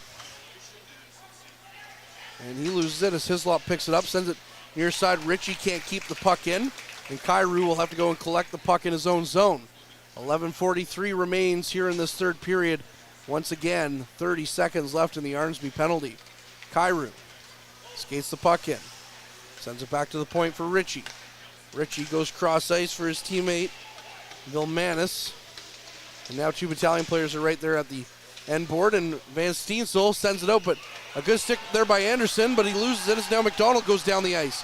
McDonald looking to get a move, can't get anything to go, as he had a chance there shorthanded, but didn't even get a shot away. Arnsby about to step back on the ice. 11 minutes left here in this third period. 4-2 remains the score in favor of Sarnia.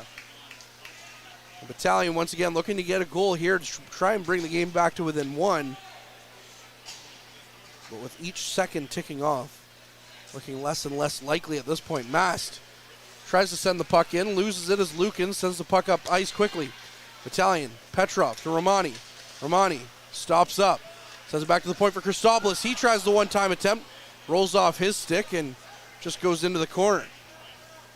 Mast with the puck, loses it to Petrov. Petrov in the far side corner, sends the puck behind the net for Jackson. Jackson can't get to it as Mast gets to it first.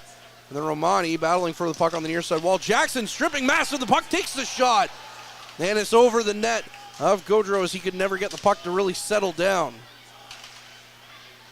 With the puck now, that's Cooper Way. Loses it for Romani. Battalion on the offensive here. Gives it to Christopoulos. Takes a shot. That's blocked in front. And Sarnia just sends the puck down the ice. DiVincentis out to play it. Looks for a quick outlet pass. Christopoulos got in the way of that. And now it's Lucan with the puck. Just under 10 minutes here remain in this period. As the puck is up to Bloom. Bloom quickly to Wakely. Wakely cross ice to Tarasevic. Takes the shot. Kicked aside by Gaudreau. Just looking for the rebound on that chance for the troops. Nelson. Right down by Derek Lindemann.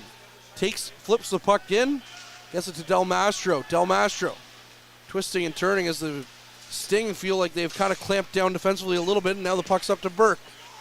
Burke tries to get past Nelson, can't. DiVincentis shovels the puck into the corner. Winslow to Wakely. Wakely's chance doesn't go very far. So now it's Tarasevic to Winslow. Up the ice quickly to Bloom. Bloom leaves it for Tarasevic, who takes a shot from the point. It's blocked in front. And now the Sting have a chance going up the ice for Burke. Burke tries to get around Winslow, can't. Tries to get to Del Mastro. Then Voigt. Voigt takes a shot. It's knocked aside of the net. And now the Battalion are hemmed in their zone a little bit with Del Belbalouse. Del Belbalouse sends the puck back in deep. Nelson goes to play it. 8.5 minutes here remain in this third period. 4-2 Sarnia leads. Now the puck's sent down the ice. And it's on the far side half wall. And now the Sting have it in their zone. Kyrou sends the puck down the ice. Kennedy chases after it in his own zone. Quickly looks up ice, hits Arnsby's shin pad. He kicked it right back in. One would argue, I thought it got out of the zone. But here the Sting coming in quickly offensively. But that'll take us to our mid-period break. And we'll hear from Derek Lindemann on the other side of this. This period is brought to you by Canada Alumni Perks. Get information on special events and news or access the alumni job portal. Visit canadacollege.ca/perks for more information. Tonight's 3 Stars is brought to you by Dave's Automotive Services, 411 Airport Road in North Bay. Expert troubleshooting, quality repairs, and time-efficient labor are the 3 stars of service you can expect from Dave's. We welcome you back to the North Bay Battalion broadcast here on the Frontline Game Day broadcast, 4-2. Sarnia currently leads with just under 8 minutes left in this third period.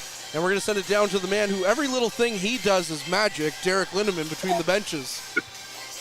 Yeah, it's a magical night down here, Courtney, for sure. Things are heating up on the ice as these two teams are starting to really not like each other, as we've seen there a couple times in this period. And we'll have to pay attention. It's Sasa Pasikov left the Sarnia Sting bench after taking a splash to the finger and hand area. We'll have to see. He is back on the bench, but we'll pay attention to see if his ice time is managed in this final 8:21. But we're set the Battalion off that big kill to see if they capitalize and get some momentum back in their way as we're set for a great final minute here. Courtney, back up to you. Thank you very much, Derek, and we'll have to keep an eye on you down between the benches as well. The Magic Man working his magic once again between the benches here for us here on the Frontline Game Day broadcast to Kyrou. Kyrou fakes the shot. Chance over to Hislop as he nearly kicked it in the net for the second time this game. McDonald up to Van Steensel. Van Steensel can't keep the puck in as now Nelson just sends the puck in, and the Battalion will have to wait as they were offside. 8 minutes remain in this third period. Kyrou from behind his net sends the puck up. Nelson with it. Nelson. And with the final few minutes ticking away, keep an eye on Dom DiVincentis to see when the Battalion opt to pull it if the score remains close. Puck sent down the ice. Arnsby got a stick on it, so no icing.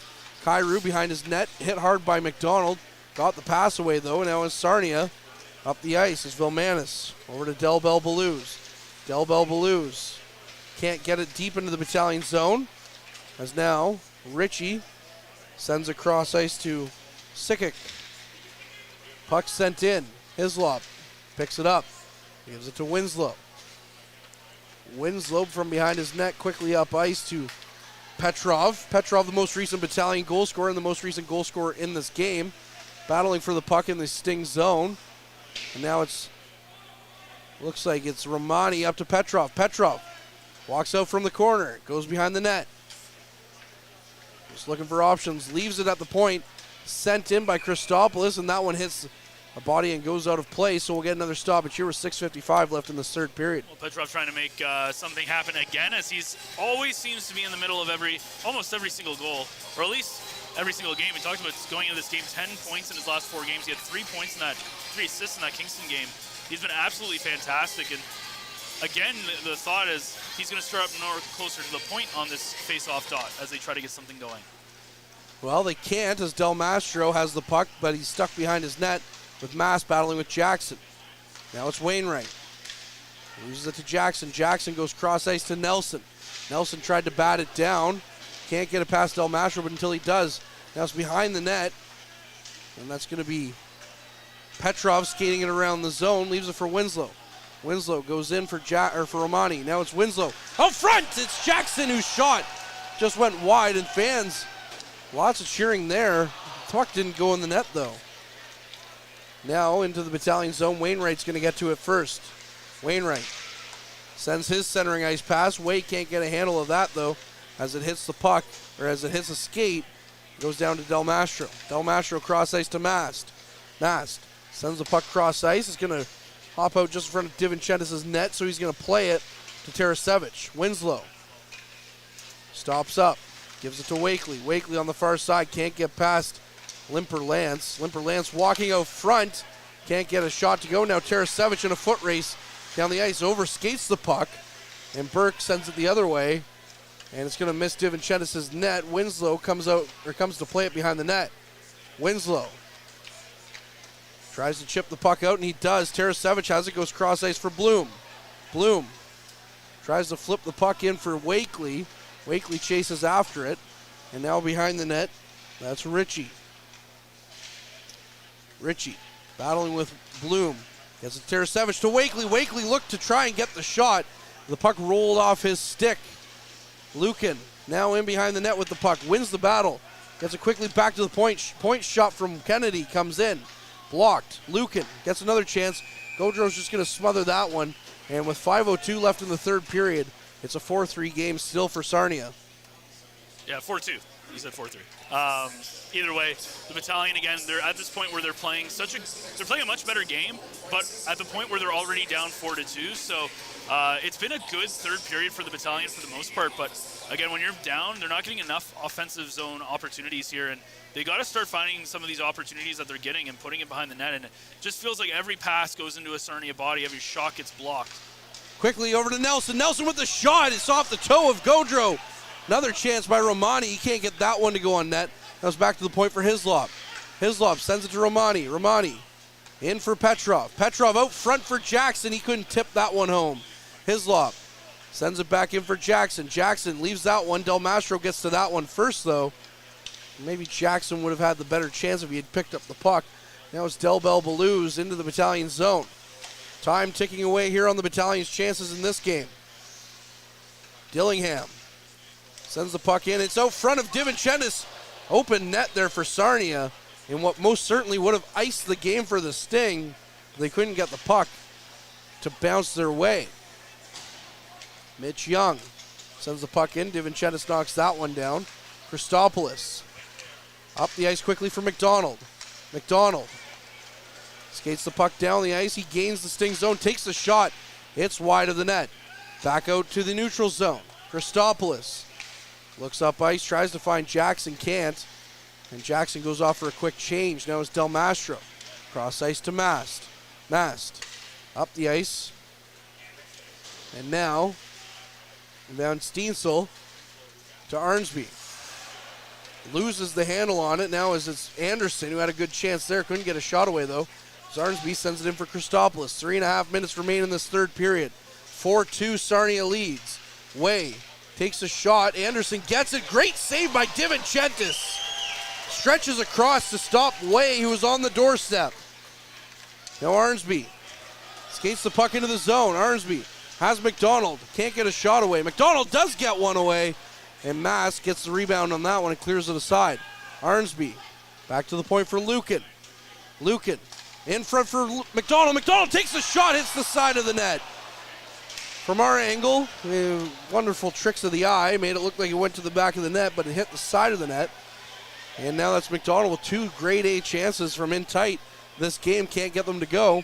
Battalion send the puck down the ice for an icing call here So Sarnia will get an offensive zone draw here with 2:49 left in the third period. It's kind of interesting in this game because it's very easy to say that DeVincentis gave up a couple of goals that he probably should have had back, and that's kind of been the difference maker in this game. But definitely a game that you can't really pin on DeVincentis either, because it's been a game that's been sloppy defensively. They haven't been a crisp passing team, and I think DeVincentis has had a pretty good game considering he's kind of off of his normal game today. He's really turned it on too when they've needed him with some grade A chances, making some saves that you could see in some highlight packs later this week.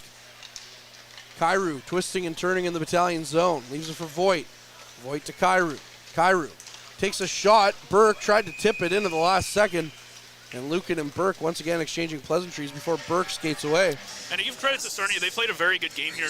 They put a lot of pressure on the Battalion when they're in their defensive zone. They've blocked a lot of passes. They blocked a lot of shots. Gaudreau has looked beatable tonight, but the Battalion haven't been able to take advantage, as I've been saying all night, of those opportunities. But yes, the Sarnia playing a definitely great game, and what they're doing is something that the Battalion usually do when they have a lead in the third period, and that's really shut the door when it counts. And they've killed off a lot of really good minutes in this third. It's not as fun being on this side, that's for sure. Petrov nearly had a chance there as Sting tried to clear it in and it knocked off him, but it came too far away from him. And now the puck's back into the Battalion zone with Winslow being harassed there by Ty Voigt. McDonald kicks the puck out to the middle of the ice for Nelson. Nelson up to Petrov. Petrov tries to shovel it down the ice, but Sarnia keeps it down near the Battalion zone before the Battalion get into the Sarnia zone.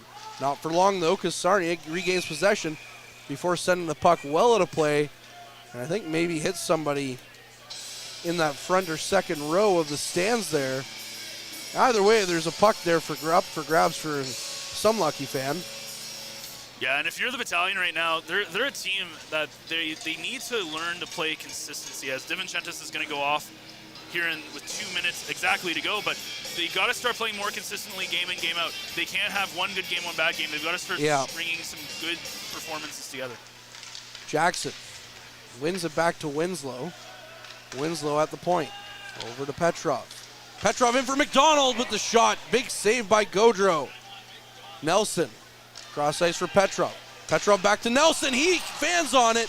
And now the Battalion are lucky because Nelson tripped and fell. But so did Del Bell Baloo, so they couldn't go off with a breakaway with a wide open net. Del Mastro battling with Arnsby. Couple of Battalion bodies on the far side wall. And the Battalion once again just kind of scrum along the wall there with 1:20 here left in this third period. Good stick there by Jackson, or McDonald knocks the puck off the Sting stick, and now Mass is just going to be allowed to skate right down to the red line and send it in for Sikic, who couldn't get a shot away. So now the puck is in the Battalion zone with just over a minute left. McDonald with the puck, leaves it for Petrov. McDonald off for a change. Petrov skates down the ice. Petrov left it for Nelson. Maybe a little ill-advised as Nelson didn't expect it. Now Winslow has it. Quickly over to Petrov. Back in deep. Dillingham leaves it there on the near side wall. Sarnia looks to get it out of their zone once again as the Battalion can't get any zone time here with 40 seconds left on the clock. And now Sarnia just sends it right in wide of the net. And now they have possession in the Battalion zone. Skating around there, that's Way. Way's just going to send it right back into his own zone. And pretty much likely going to seal the deal as Mast with the puck. Flips it right back into the Battalion zone. Nelson with 15 seconds left on the clock. Quickly up the ice, the Battalion chip it in. And it looks like Ben Gaudreau is going to win in his return here to North Bay with 9.3 seconds left. It's still a 4-2 game in favor of Sarnia. Yeah, another instance where, again, the Battalion, they don't come up playing well. And generally what's been happening, though, is their mistakes the other team doesn't capitalize on. And tonight, Sarnia has capitalized on the mistakes the Battalion have made. And that's been kind of the difference maker in this hockey game, as they played a good game in the second half, but unfortunately it's too little too late, as now the Battalion taking the timeout with 9 seconds to go. I don't know why. Yeah, but down 2, yeah, very interesting. But yeah, either way, it's gonna be very interesting to see what Coach Ouland says after this game. I'm sure we probably all know he's not going to be too happy, but well, he wasn't happy with the effort last Thursday against Mississauga, but then I'm much happier with the effort on Sunday. I would be too if my team just won 9-1, though. But yeah, you come out here and for the most part, lay an egg against a team like the Sting, and it's very frustrating to watch. And I think it would be different if they played a really good 60 minutes and Sarnia just was the better team. I think you'd be happier with the performance, but when you look at like about 30 minutes that they played, 28 minutes or so, where they just did not play very good hockey, especially in the first period, you're not going to be too impressed with that. And that was really, in that time, Sarnia scored 4 goals, which has been the difference maker here. Face off to Gaudreau's far side. And Sarnia wins the puck, and they're just going to scoop the puck up along the boards, and that's going to do it here for this one with a 4-2 victory for the Sarnia Sting. Shot out front, Nelson with a last-second chance. Can't get it to go, and that'll do it here on the Frontline Game Day broadcast. The Battalion lay an absolute egg here on Thursday evening to fall to the Sting 4-2 in a very disheartening loss for the troops in a game that I thought, hey, Sarnia doesn't really have much defense, but this might be prime pickings for the Battalion offense. Yeah, it's going to be interesting again when you look at the way they've played against these Hamilton and Mississauga teams and Sarnia teams.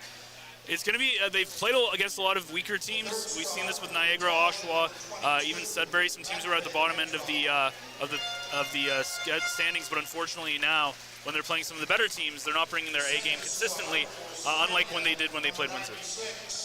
Well, Ben, you don't have to put on that red dress. Not tonight.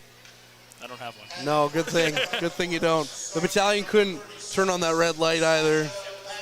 And they're might be sending out an SOS after this game. I've used them already, but I got to get them back out of here. You know how it is. And much like the police, who only had a short run of success, the Battalion in tonight's game only had a short run of success.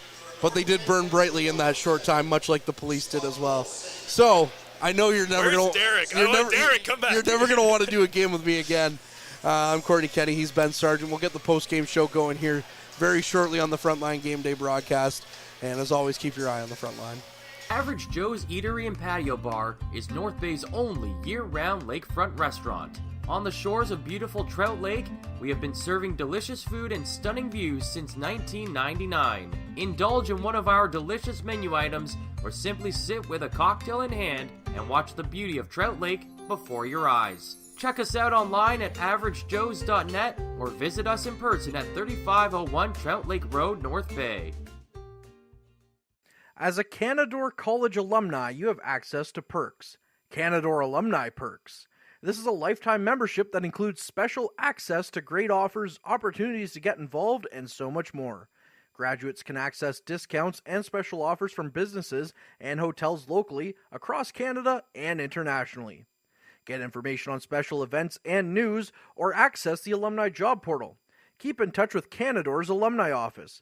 Visit canadorecollege.ca/perks. Great things happen here. You rely on your vehicle to take you to the places that matter most to you. So bring your vehicle to the team you can rely on to keep it running at its best. Dave's Automotive Services. Whether you're getting your car or truck ready for the season with a tire change, making sure you're safe on the road with an inspection and certification, or doing your due diligence to keep your vehicle in tip-top shape with regular maintenance, Dave's Automotive Services has you covered. Expert troubleshooting, quality repairs, and time-efficient labor are the 3 stars of service you can expect when you bring your car or truck to Dave's Automotive Services at 411 Airport Road. Call 705-478-5544 and book your appointment today. The Frontline Podcast, Season 3. Courtney Kenny, Matthew Sukram, Derek Lindemann, Bob Coles, and Ben Long bring you closer your favorite teams like never before. Covering everything to do with hockey in the North Bay area, exclusive interviews with the North Bay Battalion staff and players, expert analysis on the OHL, NOJHL, and more, keeping you up to date on all things Voodoos, Trappers, Lakers, and more. It's a new season, it's a new adventure. The Frontline Podcast Season 3. Available wherever you download your favorite podcasts. Well, we welcome you back here inside Memorial Gardens. It's Sarnia who picks up the 4-2 victory here as a very quiet third period. No scoring in that third period at all. Only one penalty. That was Liam Arnsby, who went down for a blindside hit at the 6:54 mark of the third period. Shots in that period, 8-6 in favor of the Sarnia Sting. They end up with the most total shots, 34-26. And now, let's take a look at the Dave's Automotive 3 stars. Tonight's 3 stars is brought to you by Dave's Automotive Services, 411 Airport Road in North Bay. Expert troubleshooting, quality repairs, and time-efficient labor are the 3 stars of service you can expect from Dave's. Well, it was the two goaltenders that we looked at for Sarnia. Ben Gaudreau making his return, the Corbeil native, making his return here to his home ice as coming off, of course, that World Junior stretch and a gold medal with the World Junior Canadian team. As he comes in here and puts up a really solid performance. He had 24 saves on 26 shots. Dom DiVincentis, a little bit of a tough game for him. A couple of goals he'd like to have back, as he still had a decent performance as he managed 30 saves on 34 shots. As Derek Lindemann and Courtney Kenny down to get you some post-ice coverage with Ryan Houlihan and maybe potentially some more as they try to get you some stuff that we'll get up on our socials very soon. As, again, a game where realistically the Battalion did not play very well in the first half of the game, gave up four goals, 3 of those unanswered to go down 4-1 before finally Matvei Petrov in the mid part of the second period made it 4-2, and that is our final there. Battalion, we will be back in action on Sunday for Battalion-wise as the Battalion play the Barrie Colts, and that is a 2 p.m. start. Tomorrow night, Powassan, there will be a Powassan game as well as they'll play the French River Rapids. That's 7 o'clock starting in Powassan. You can catch that game here on the Frontline YouTube channel, as well as the Trappers in action Saturday night at 7 o'clock. That is another game that you can get watching here on the front line. So an entire weekend of some great action between now and Sunday, as that will be all for us. Again, the Sarnia Sting come away with a 4-2 victory here as they, in their first of 2 meetings, they'll be facing against each other again in Sarnia on the 26th of February. So from everybody here, from Courtney Kenny, Derek Lindemann, our producer Ben Long, I'm Ben Sargent saying thank you very much. Have yourself a wonderful night, and as always, keep your eye on the front line. Meals are a special time for families to gather, share their day, and spend quality time together. Those dinners are made extra special when you add tropical produce found in the markets and grocery stores that carry La Huerta imports. La Huerta knows the importance of family, so they know which quality products make the best quality meals for your customers, whether it be Mexican Hass avocados, Brazilian figs, Ecuadorian red dragon fruit, or something just as exotic and special. To get your supply of the best tropical produce at competitive prices with brands buyers trust, contact La Huerta Imports at 705-752-1478. Community engagement is one of our core focuses at McDonald's. The key is finding the right people who are passionate about the same things we are, helping kids be kids. McDonald's proudly supports local organizations such as the North Bay Regional Health Center Foundation, Big Brothers Big Sisters, One Kids Place, the Children's Aid Society, and Ronald McDonald House Charities. Stop by McDonald's on 1500 Fisher Street, North Bay, to see how we can serve you and the community every day. Hey there, I'm Mike the Financial Advisor. When you strip it down to its core and you take away all the industry jargon, I help people solve financial concerns. So if you're concerned that you'll never save enough to retire comfortably, or that your kid is going to graduate post-secondary $40,000 in debt, or maybe even that life is going to take a really unfortunate sideways turn and somebody is going to have to open a GoFundMe page for you and your family, I can help you prevent all of those things from happening. If you want to see how, you can find me on Facebook, Instagram, and TikTok. Just do a search for Mike the Financial Advisor. You should find me.